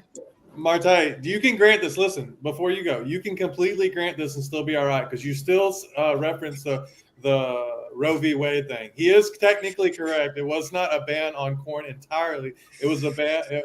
They wanted to legislate age verification. So I'll concede that it's not a ban in corn entirely, but what I'm referring to is the ban when they're talking about a restriction. That's If the ban I'm if a talking state about. has a, if a Could we state have a ban bans on mi- freedom of hold on, speech? hold on. Because Just we've had this is really important. Guys, Just real quick, if a state requires a minimum age before you get married, have they banned marriage? There is a ban that's within the confines of marriage by saying If there's age there's of an age consent laws, is restriction it a ban of ban, sex? right? That's a ban. That's a ban that's imbued within marriage now that we've invoked. Here's the question I have for you, though, Marte. Is that because of regulations or because of things that people, both Christians and secularists, have in common a belief about the idea that these things aren't good for people? How do you prove that that is a codifying value that shows that there's a desire or want for Christian nationalism? Overwhelmingly, if you ask Christians, and of course you can either believe or deny this, but I'm just saying with the Christian ethos, it would be an adherence to Christian ethos if we would say that minors can't watch porn, right? But anybody else, they don't have like a strict or unmovable, unchanging standard which to adhere to. They don't have a guideline in which to oppose this. Christians do. So it's leaning more towards us than apart. So I would actually say this to answer your question, Just a saying bullshit line, if man. we have 18-year-olds that aren't allowed to do this, it's leaning more towards Christian nationalism and Christian ethos than anything else. Two questions. Do you believe we live in a secular society now overall? Correct. Today, do we live in a secular society? I believe that society is less secular because of our norms, because of our laws and everything else that upholds this doesn't come from secular live in a norms. secular society, or we do? So would you define living in a secular society? Are the laws informed by secular beliefs, or individuals within the society being primarily secular? I'm asking you if we, under whatever definition you want to use, whether it be the laws are informed from a secular framework, or whether it be that most people in the culture are secular or behave secularly. I'm asking you, in either of those definitions, do you believe that we live currently today in a secular society? No, for the one, if the laws are enforced by secular, because we still have religious Yeah, that's laws. what I was saying. Well, Laws do informed live by in a religious. primarily secular- Can I chime in and say how I would answer that? I think that whenever I make the distinction for Christian nationalism as dominance in the cultural and political life, I think that when you ask, do we live in a secular society, the first half of that definition, the cultural life of our country, is very much secular, and I would say inherently anti-Christian in the mainstream arts and in the culture. But we do have quote. Go ahead. Yeah, within that framework, are these laws against banning age verification or banning porn unless you reach a certain age verification? That's how in the secular system, these laws have sprung forth. So when Marte claims that only Christianity can have these laws and blah, blah, blah, that's Never just said not only. true. No, so again, there can be overlap. Like somebody can agree with the Christian ethic and just call it something else if they think that the Jupiter god, is who told them that all of these degenerate things are bad, and they agree with us wholesale. It's like, all right, I'm not going to bitch about you citing the Jupiter god. You're mirroring and reflecting our ethics, so that's cool. But you can claim that, right? Like you can claim that the reasoning for it is because it's based in your ethic or idea of ethics.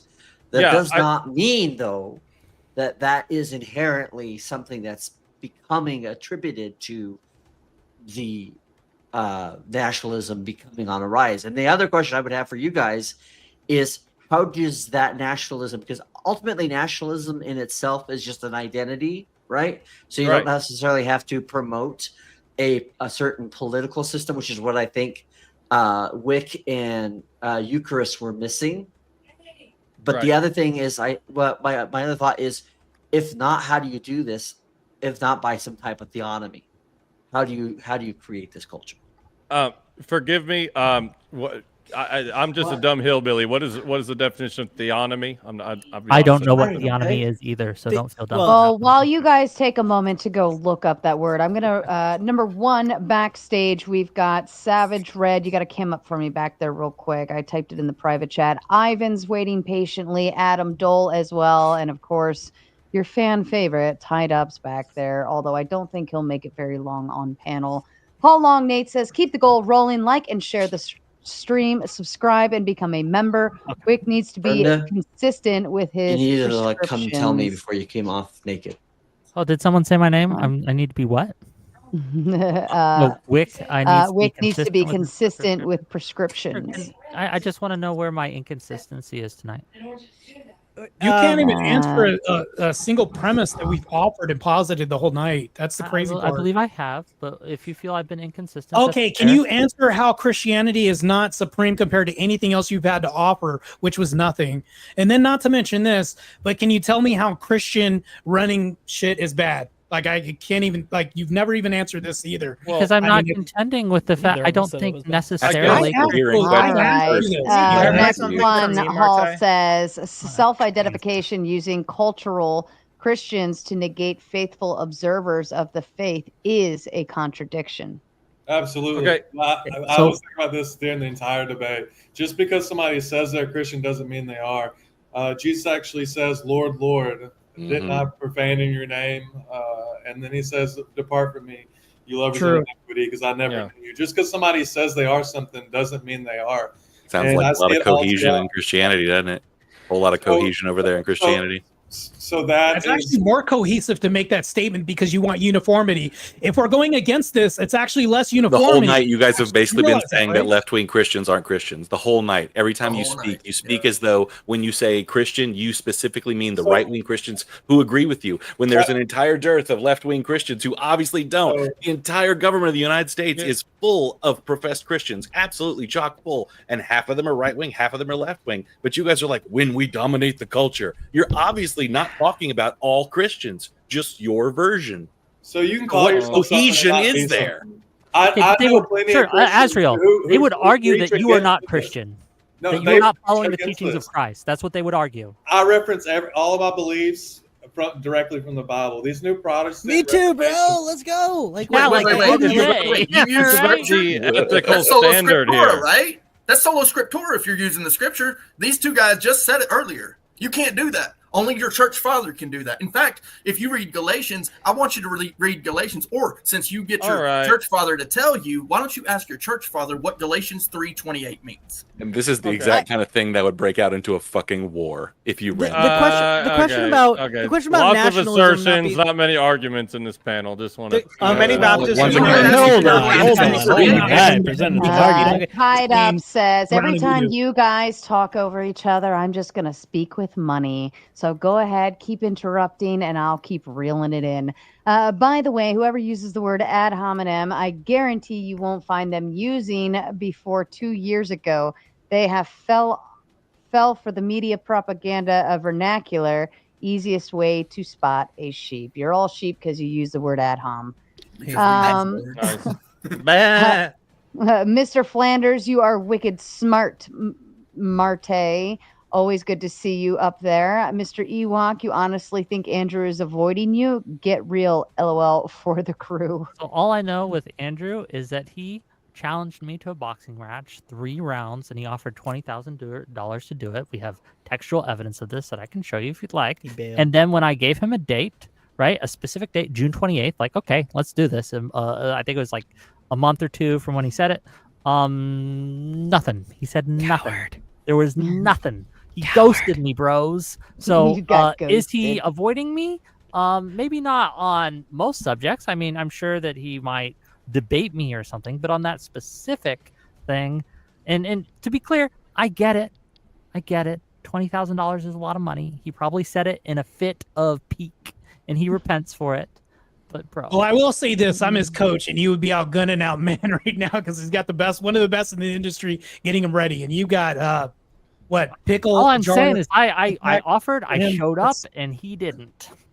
Fair enough. And I'm going to say I'm going to box my entire chat if they don't hit the like button. I know you hit the like button over on Tomato Side, and oh my God, I'm asking you to hit it twice, but you literally have one job, and it's to hit the like button. And Uncle Guns in the chat will put you in slow mode and stop everything if you don't start hitting the like button, and you know better. How long Nate says speech to text is often difficult, especially when driving through sketchy backcountry roads. Fair enough. We love you, How Long. Of course, Ryan got kicked not once, not twice, but thrice. Hall That was Long brutal, says, dude. I support that it democracy was all like day long. they were just waiting for him to start It was like talking. and then it became- $100 in like 15 seconds just to get him off. Oh, poor Ryan. And he is still hanging back there waiting along with Savage Red, Ivan, Adam Dull, and Tied Up. If you want to see them on the panel, you got to boot somebody off to shake it up. Hall says, I doubt you could beat me on the Bible. I am second of 9 kids. Jesus Lord. In an LDS family, my investigations lead me to orthodoxy. You gave up on God and went secularist. I continue my understanding. I would be happy to take you up on that. And anytime you wish, if you message Sarah or if you want a different moderator, it really doesn't matter to me, right? Or if you want no moderator, whatever, right? Anytime, any place, just give me a week's notice so I make sure I don't schedule anything else in that time. And we can do this all along, Nate. And we can test your theory. And Hall Long, a proud supporter of the show, says, don't forget to like and share the Gauntlet stream. Subscribe too. The man has spoken. Do it. And Duck got kicked not by 1, but 2, but 3 as well. Man, the crowd has spoken. They know who they like and don't like on this screen. Hall says again, Christian nationalism does not require assumption of the religion. It informs social norms and encourages behavioral guidelines. You can still think and believe whatever you want. So, Wick, I'd like to challenge you to a debate on why liberalism destroys families and the national structure that we would adhere to. Like, I'll take you on any if you're. Can you repeat that for me? I'm sorry, I didn't hear it correctly. I would like to challenge you in a debate on why liberalism is destructive towards the family culture as a unit and national beliefs.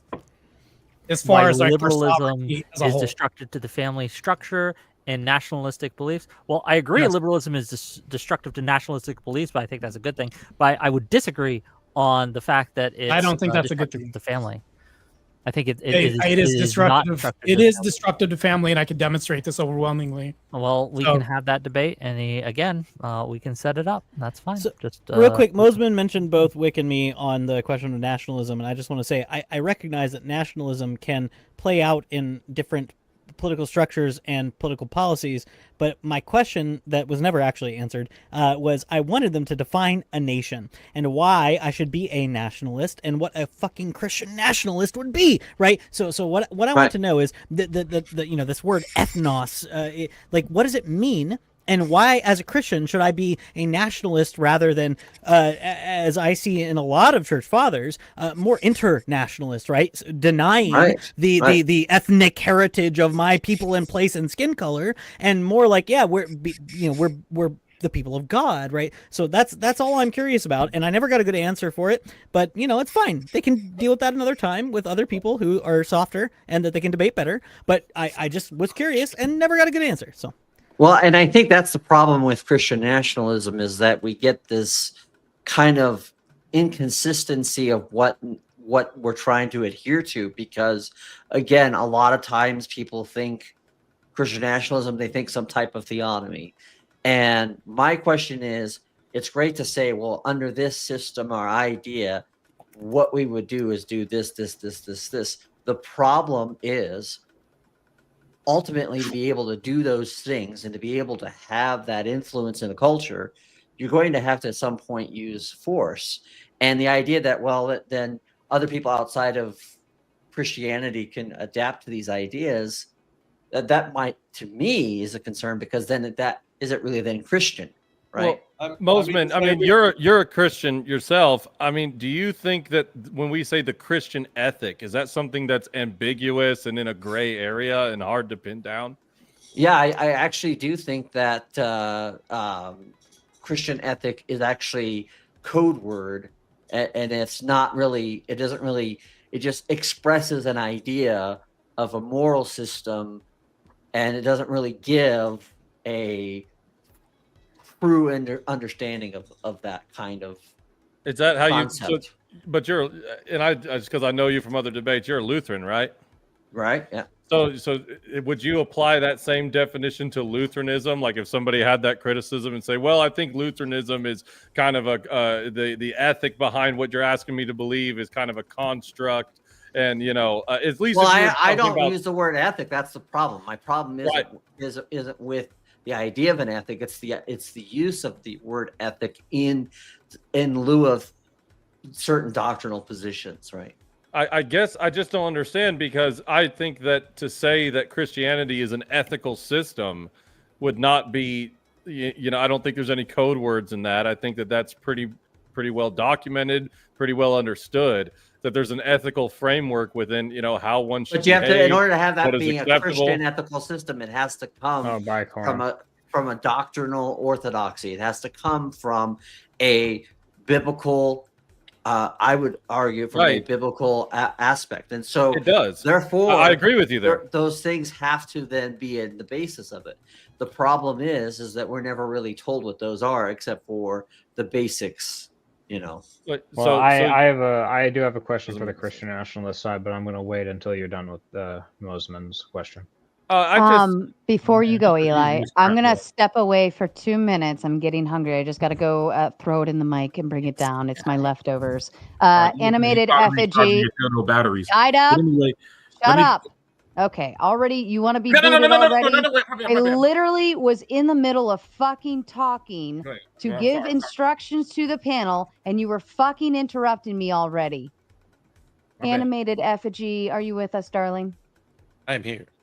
If you would be a doll and just mind the panel for me, and they have to listen to you, and if anybody does not listen to you when I get back, they automatically get put in the backstage, except for the top level. However, don't piss me off. You know better. Effigy, thank you. Welcome. Now the ritual can begin. You're all ready to go to the very easy. Christian nationalism doesn't equate to moral and cultural cohesion, because morality is subjective. Christianity is based on a Christian foundation. By the way, you Christians can't even explain what the tree of knowledge of good and bad means. If Adam and Eve ate from the tree of knowledge and God said himself, they now are like us, knowing good and bad, what does that mean? I'll wait. What's your position, Tied Up? What does that mean? When God said in Genesis chapter 3, verse 22, they have become like us. They ate the fruit, they know good and bad, and they were jealous. What does that mean? Chill. Satan didn't even lie. Satan was the first person to say it. Chill out. Chill. I'm gonna let you talk. You chill out. You like a fucking bulimic. I'm holding myself back here. It's very difficult. I'm almost done. Wait. And you got a hunting cap on, but you never. I got 20 minutes left, gang. So if you have What's questions, bulimic? I don't know what bulimic is. I'm a fat fuck, man. I'm not Where are my bulimic. new powers? I was given powers. I don't know how to use them. told them God knows you'll become your powers vested. Tied Up. Ask your question. Shut up for a Sarah will second. punish after the fact. I just started talking to y'all. Going to interrupt me. I'm gonna let you talk. Satan told them you'll be just like God, knowing good and bad. Guess what? God said in chapter 3, verse 22, they are just like us, knowing good and bad. Explain what he meant by that, please. Someone answer him. So shut up. so sure. The lie in that statement is also what the serpent said, which is you surely shall not die. That was the lie. So Satan does this a lot, and at least in Christianity, he mixes truths and lies together. So he was not lying when he said that you would have the knowledge of good and evil and be like unto gods in that respect. But he was lying when he said, and ye shall surely not die. And that's, I think, the reason that you can say. So I'll answer your wait, hold on, let me respond to him. Wait, hold on. That was a great answer. I always give credit. I agree totally with what you just said. You didn't answer my question. What did it mean when he say they know good and bad? So, in my opinion, and look, this is a scripture according to Wick. Okay. Right, so this is my opinion. I love when atheists try to answer. Go ahead. I'm not an atheist, dumbass. Go bust your head before you say that. I'm not an atheist. I don't. How about Wick as an atheist? Yeah, he wasn't talking about you, dude. Dumbass. I'm agnostic. You got me. Hey, look, I accept Which the means dumbass. you're an atheist. I don't think so. No, but the answer to the question. Can I actually answer someone who believes in the Bible real quick? No. Let us have this. Like he's about to answer my response. Okay, you can say if my answer is wrong, and you can tell me why it's wrong if you think it's wrong. But what I think is meant by that is that Adam and Eve were given the ability to discern right from wrong. It's why they noticed that, oh no, we were ashamed of our nakedness. It's one of the first things that they noticed, and they were ashamed of their nakedness before God, or before they were not, right? Before they had that knowledge, they were not ashamed, and they didn't realize what they were doing was wrong or right or anything. So having the knowledge of good and evil is the ability to discern between these things, between good things and bad things, and also, I would argue, to make decisions based off that. Okay, I appreciate that answer.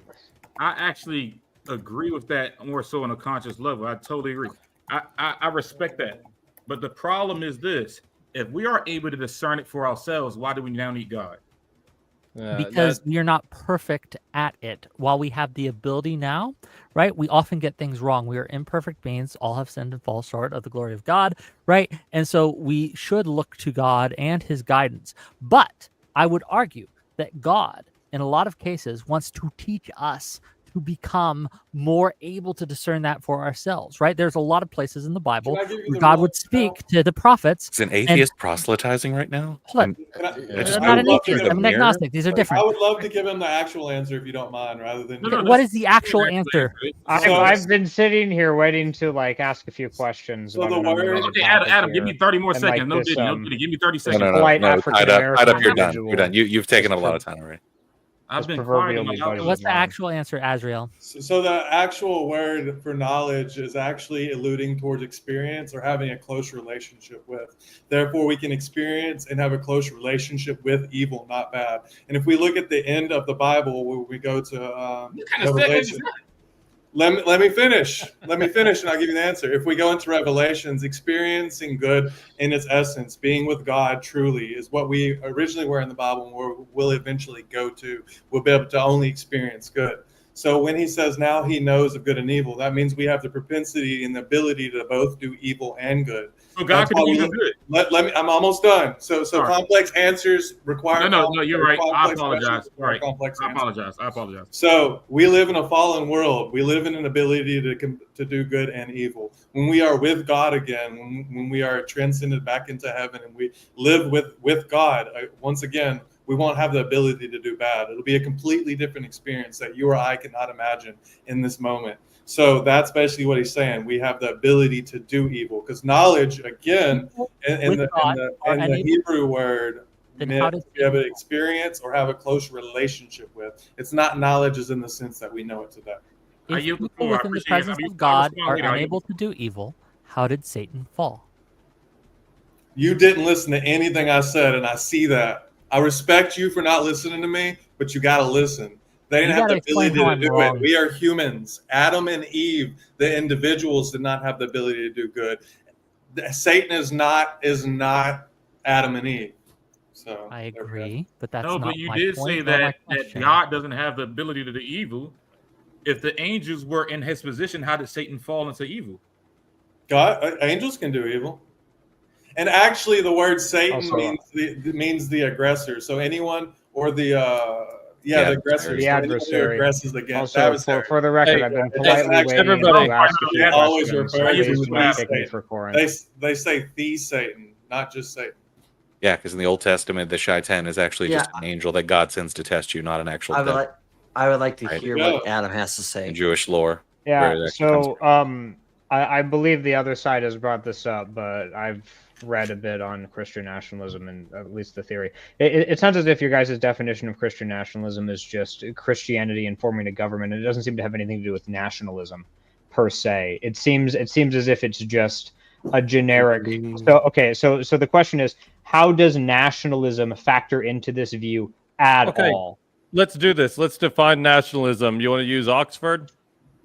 I'm asking you. I want to know what your definition of nationalism is and how it factors in. I use the regular dictionary. I like to use that. So identification with one's own nation and supports for its interests, especially to the exclusion or detriment of the interests of other nations. Now, whenever we're talking about Christian nationalism and we plug in Christianity in front of that, we're saying that superiority lies within the Christian ethic. It's not. But you missed the nation word, right? The definition you just read uses the word nation within it. You haven't defined a nation. What is a nation? Who's in and who's out is one of the most fundamental questions of politics. What is a nation?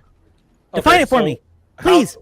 Okay, hey, whoa. So let me, and I'm asking this in serious good faith because I want to be consistent. Do you get why he's asking you though, Eli? Because if you define a Christian nationalist, I'm having a nation conversation as something here, bro. that can have non-Christians in it, then it wouldn't Yeah, exactly. Be I'm not. nationalist. Okay, dude. So can he here's answer the a thing. question? Yeah. So how? And I don't mean to answer a question with a question, but I will admit where I don't know everything about everything. How does America define itself as a nation specifically? Oh, complicated. Okay, so if you're asking me that, I could. So, well, that's Because again, this difficult Christian question, nationalism in can be the, applied. particularly in the modern day. Particularly in the modern day, that is quite difficult. But the further back you go in time, there is a more consistent definition of what it means to be an American on the national level. We can go back to the Can I be honest, like Adam? 1780s, where it was very explicit that the only people who could immigrate were white people.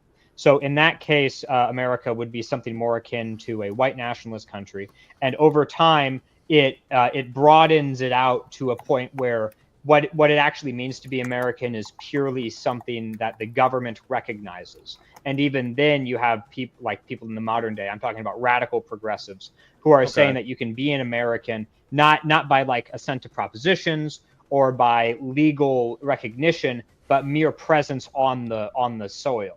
But even then, they would also say that groups like Puerto Ricans can. So the point, but like what isn't a part of a nation is always a very fuzzy concept. Sure. Even under Italian fascism, you would find a lot of fuzziness about what doesn't qualify as an Italian national.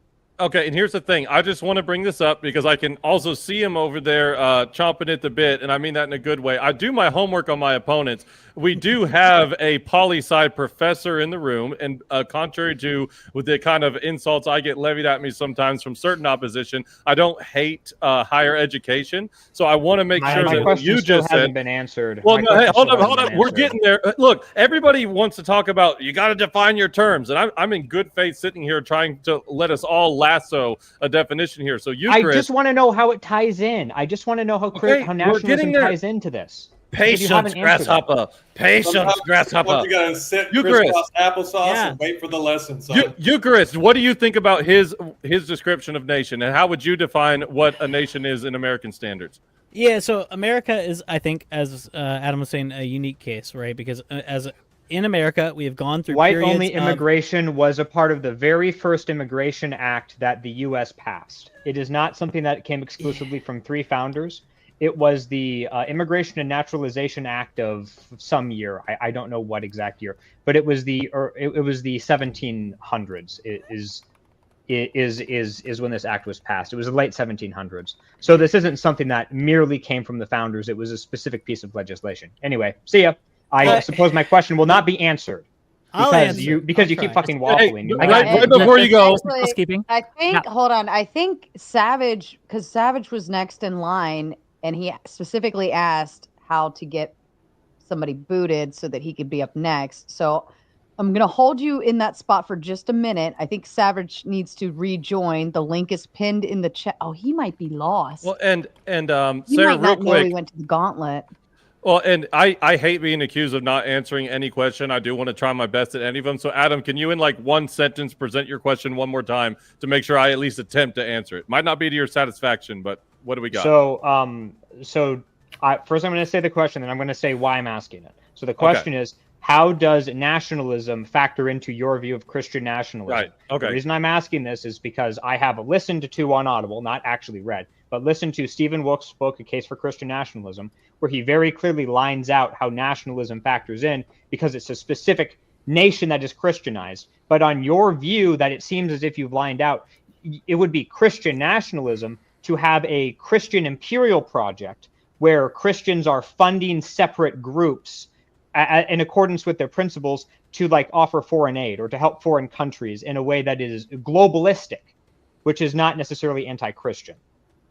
So I don't understand how nationalism factors in precisely in this view.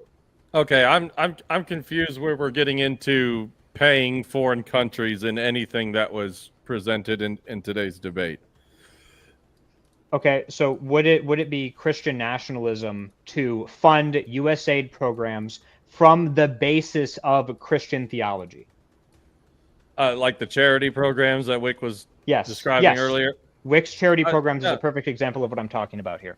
Sure. I mean, I don't see why. Now, again, I don't mean to like throw my tinfoil hat on or whatever, but I know that a lot of, I'm not talking about USAID specifically, but I know a lot of charity programs kind of have the guise of charity and are actually super corrupt underneath.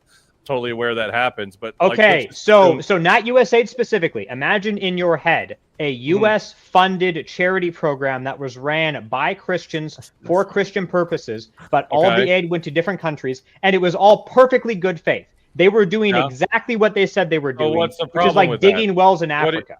What's wrong with that? I don't. That's global. So if done to a certain degree, it would not be nationalistic. It would be globalist. I see what you're saying. Okay, so when nationalism kind of implies that a nation is has like a preference above all else, that part of the definition of nationalism. But whenever we give charities to other countries, we're kind of going outside of a nationalist perspective. Am I steelmanning that to any accuracy?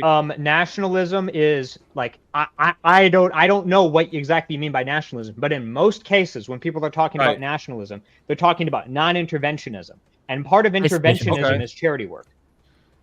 I'd like to hold the thought for a moment. Marte, you'd like to make your exit, sir? Yes, I'd like to make an exit. You guys were all gracious with me. This was last minute. I got called in. If Andrew says, hey, last minute, can you fill in? If Jake or anybody, they're basically like family to me. I'm going to fill in regardless. So as far as theological debates, I like adjacent, but I don't touch them at all. I mostly do secular arguments.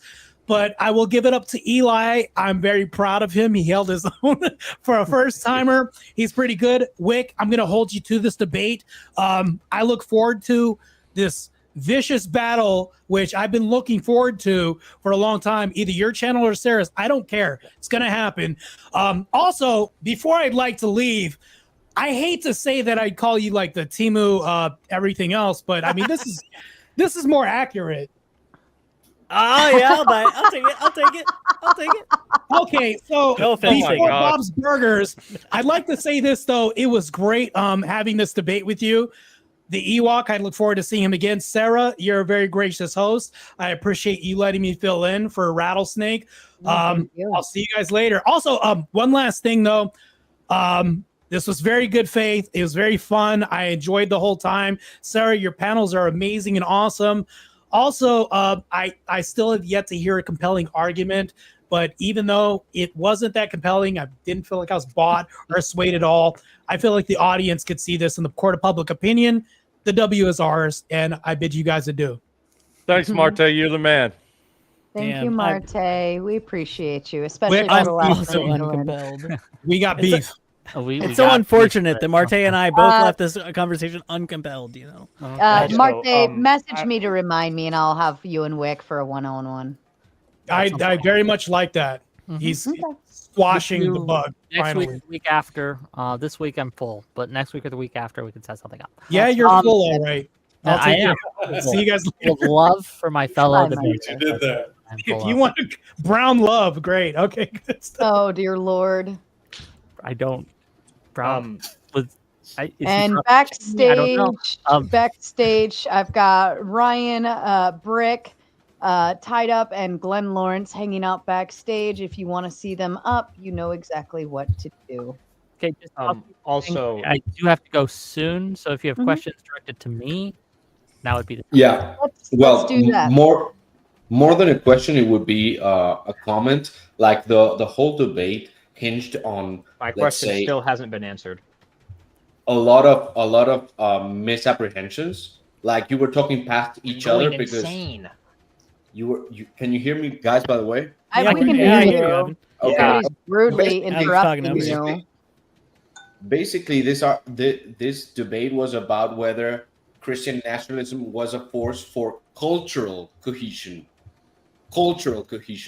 and one thing is a system, another thing is a culture. When the defenders of liberalism were saying, oh, but you don't have cultural cohesion amongst yourselves. Well, the problem is that liberalism is the driving force for cultural disintegration. So you might have political cohesion. In fact, the argument that we presented was that liberalism was born to create political cohesion.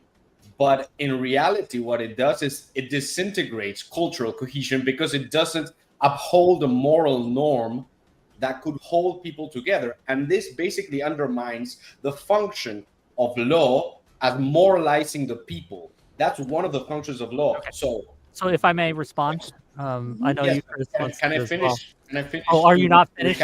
Okay, I'll keep I'll notes. I'm recapitulate. sorry. It's a lot. I'll recapitulate. I thought he was done. I thought he was One thing is a system, another is a culture. Liberalism is by definition lack of cultural cohesion in favor of political cohesion.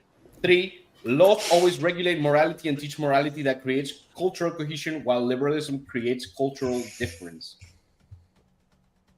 Wait, can you reply? Yeah, I'm done. Yeah, I'm just like, yeah, are we good? We good? I just want to make sure. I didn't want to interrupt. Okay, so I reject that framing. I think liberalism as a culture is something that we have in America, and it is culturally cohesive to an extent. You can argue that it's not perfectly cultural cohesive, and I wouldn't fight you on that. But the question of the debate was that, is Christian nationalism more culturally cohesive and morally cohesive than what we have today? And I would argue that I've demonstrated it's not. I think that the idea that liberalism destroys culture, I would have to ask you to back that up. I don't see that. And in fact, it is the rejection of liberalism. It is illiberalism that I see as being kind of what is destroying and eroding cultures, not just in America, but around the globe. On the contrary.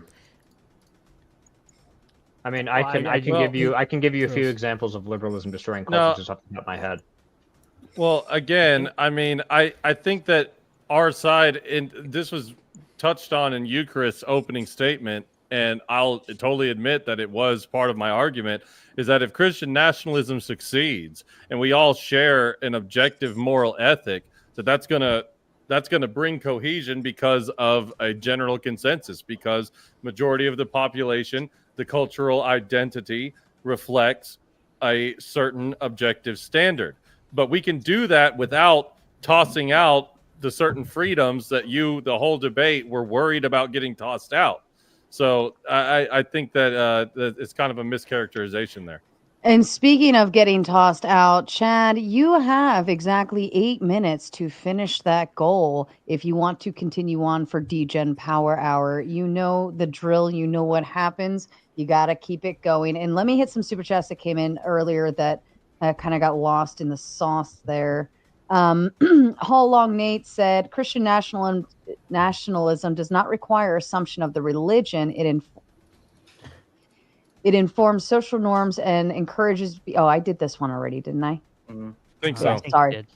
This one. The ish get more and more ridiculous every day, dog. Word. The main point was that through Christian nationalism, legislation within the current system will push Christian ethics.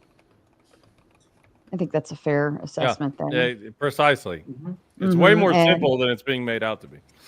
And Tied Up says, Christians are the most egotistical dudes ever, I swear. Wasn't Tied Up the one bitching about ad homs earlier in the super chat? Literally. He referred to it as, hold on, I have this in my notes because I thought it was funny. The media propaganda of vernacular. Something like that. Oh yeah. And then, you're not. Keep going. Yeah, hold on. The goal, you need $10 super chats to hit the goal, turds. Lost says, remove Coder in the back and replace him with Cure, please. All right, I'm going to boot Ryan from the backstage, and Cure, you have exactly 2 minutes to get in that backstage before I let anybody else take that place. So I hope you're ready, Cure. Somebody just paid for you to have this spot. I hope you're watching. I hope you're ready. All right, Ryan, I'm going to give you the boot backstage, and then just hang tight. Wait 2 minutes. If he doesn't pop in, then you can come back on in. All right, here we go. And now. And then Eucharist failing on the goal portion of it. Oh boy, this Eucharist guy stinks.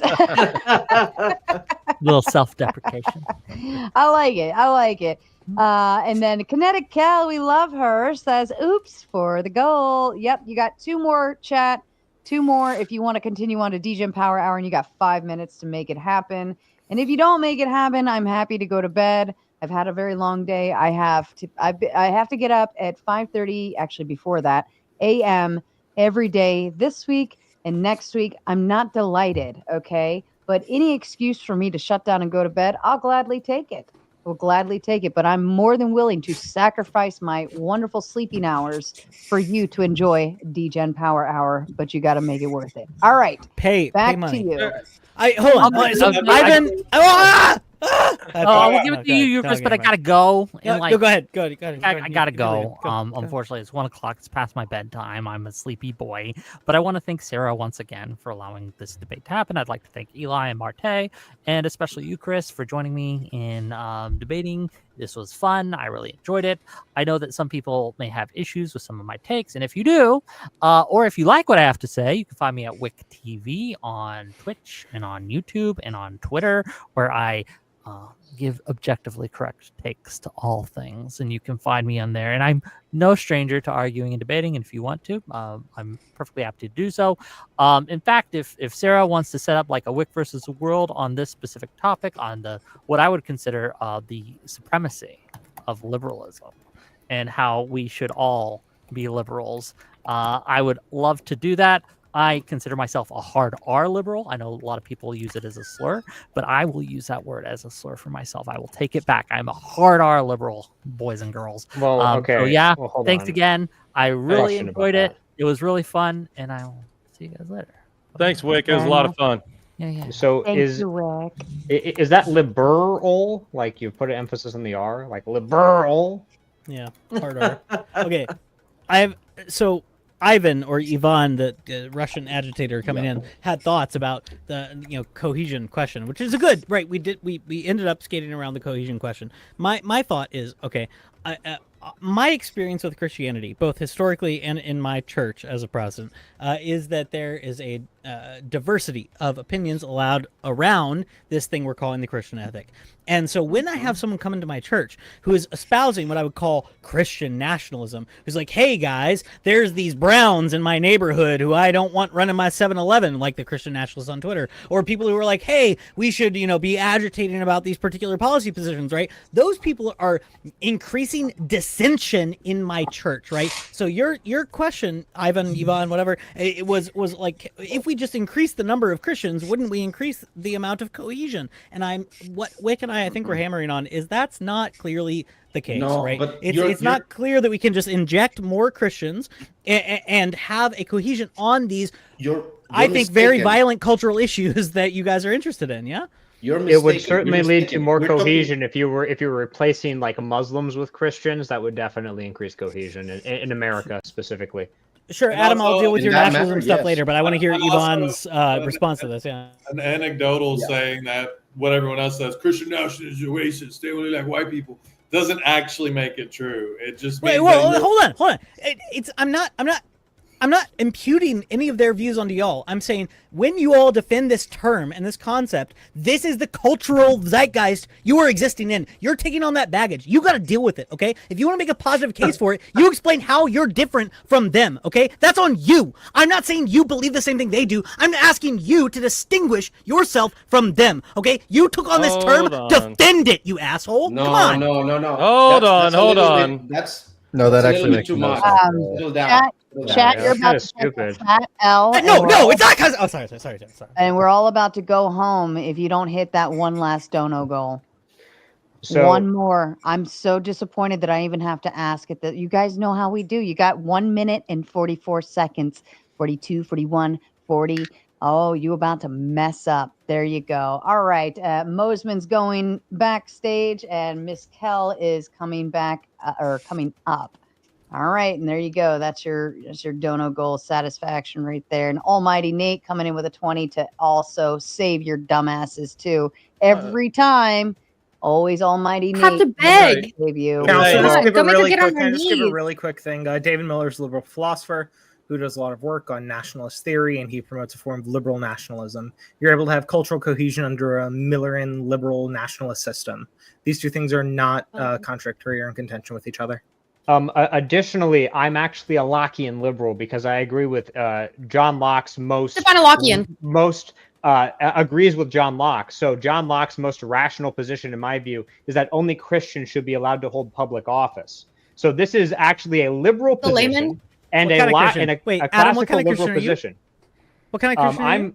I'm personally Orthodox, but I don't. Oh, but I don't Locke see a would not reason- accept your type There of lies- Christianity. But I don't see a reason to believe that Locke other would class you out. denominations Hang on, wouldn't stop. be able You to can't appeal to hold, Locke and then say, I don't agree with I Locke. can absolutely Hold on, appeal to Locke. hold on. I can No, absolutely sir. appeal No, to sir. Locke in No. this case. No, you can't appeal to You Locke are and then hoping. ignore I'm his doing it thoughts right on now. orthodoxy. Cheating. No, you can't do it. You can't do it. Stop. So Stop. okay, so Take Locke's name out of your dirty Or what? Orthodox mouth. Are you holding the position Dirty that Orthodox? John Locke Hey, did that's- not I don't consider like the sound Orthodox of that. Christians to be Christians? No, I'm holding the position that John Locke would put you in the same category as define Catholics dirty and say you could Orthodox? not hold office. Hold He on. would class you out of office. So don't claim Locke for your silly nationalist position, you loser. Come on. I would be perfectly fine if in America only Protestants were allowed to hold office because you read America Locke? is an historically Protestant Christian. I don't Is a believe you historically read Locke, Protestant actually. country. Whoa. I've not read a lot of Locke. That is true. Wait, But you're I have read Orthodox some and you're Orthodox and you want only Protestants to hold office? Did I He didn't hear say that? once. He said he'd be I fine said I'm with it. fine with it. I'm fine with it. Why would you be fine with that? Because it's a perfectly fine looking like a compromise. girl. It's a Like, perfectly he's not fine Orthodox. compromise. As far as Also, I'm under your definition of Christian nationalist, this would be something you should also be fine with, Eli. If it's your criteria, if all of those Protestants. When did are I pushing say that the for Christianity, criteria should be one denomination holding Did I office? say it should be, or you'd be okay with it, as long as they're pushing for the Christian ethic forward? That cohesion. Your may I ask you a definition meets question? this too, dude. I would say that Christians do hold more cohesion. I mean, we were founded on Christian principles. We are a Christian founded nation, and it was founded on freedom of religion, so we could express it within the Christian sector.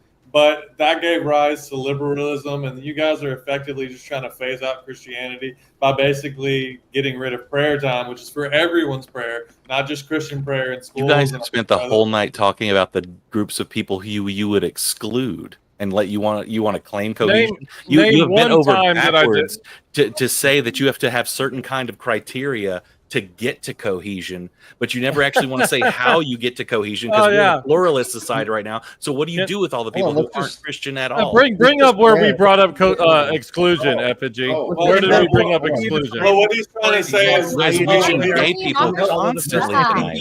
No, and no. All of you know better. Try again. Sarah, can I reply to the original question? Because I didn't have a chance to reply to the original question, which was about this very same topic, which is basically, yes, Christian nationalism is about excluding from power people who are not Christians. Yes, that's completely the case. That's right. But it's not about excluding them from society. So if you're saying that a Christian nationalist creates a disturbance in your Protestant community, I'd say it makes sense. And there are two different levels. One is the level of politics and law. If you make a law, the law will train people to be a certain way. Okay, that's a cultural effect. It doesn't have anything to do with the fact that you might not like Christian nationalists on your own, let's say, heretical community. Protestantism is already to the left of Catholicism and Orthodoxy. So it's completely coherent to say that the Protestants could be, say, a group of people who would be more against Christian nationalism. I could smell Okay. that. I could Hold on. The online smell defenders that. of Christian nationalism, I think, are by and large Lutheran and Reformed Protestant more than Orthodox. That's because of absolute numbers. In absolute Okay, all right. numbers, Okay. there are more Protestants. I don't think that was a gotcha or anything. Like in the U.S., there are more Protestants than there are Orthodox, obviously. But the internet good is not Protestants, U.S. centric. You guys can show up wherever you want. You Russian trolls, you can show up wherever you want. Only I'm about not Russian. 12% of people are actually Orthodox, and I would say even less than that who say they are Orthodox are actually a part of an Orthodox church, which is a prerequisite for being Orthodox. Great point. Yeah, I wish more of you people who talk about orthodoxy on the internet would actually What do show you up mean to a by local you parish people? and talk to a priest. Yeah, like You I feel like if most of Uh, y'all online Orthodox people would talk to a priest that's a sometimes, red you'd be herring. less crazy. Yeah. Eucharist, That's a Eucharist. red I just want to herring. say something. I agree with that actually wholesale. That was very, very Let's smart. go! No, We agree on whenever we something. were getting into all that Garden of Eden theology, I wanted to be like, I'm about to give you the hard line Orthodox doctrine right here. Ask your priest.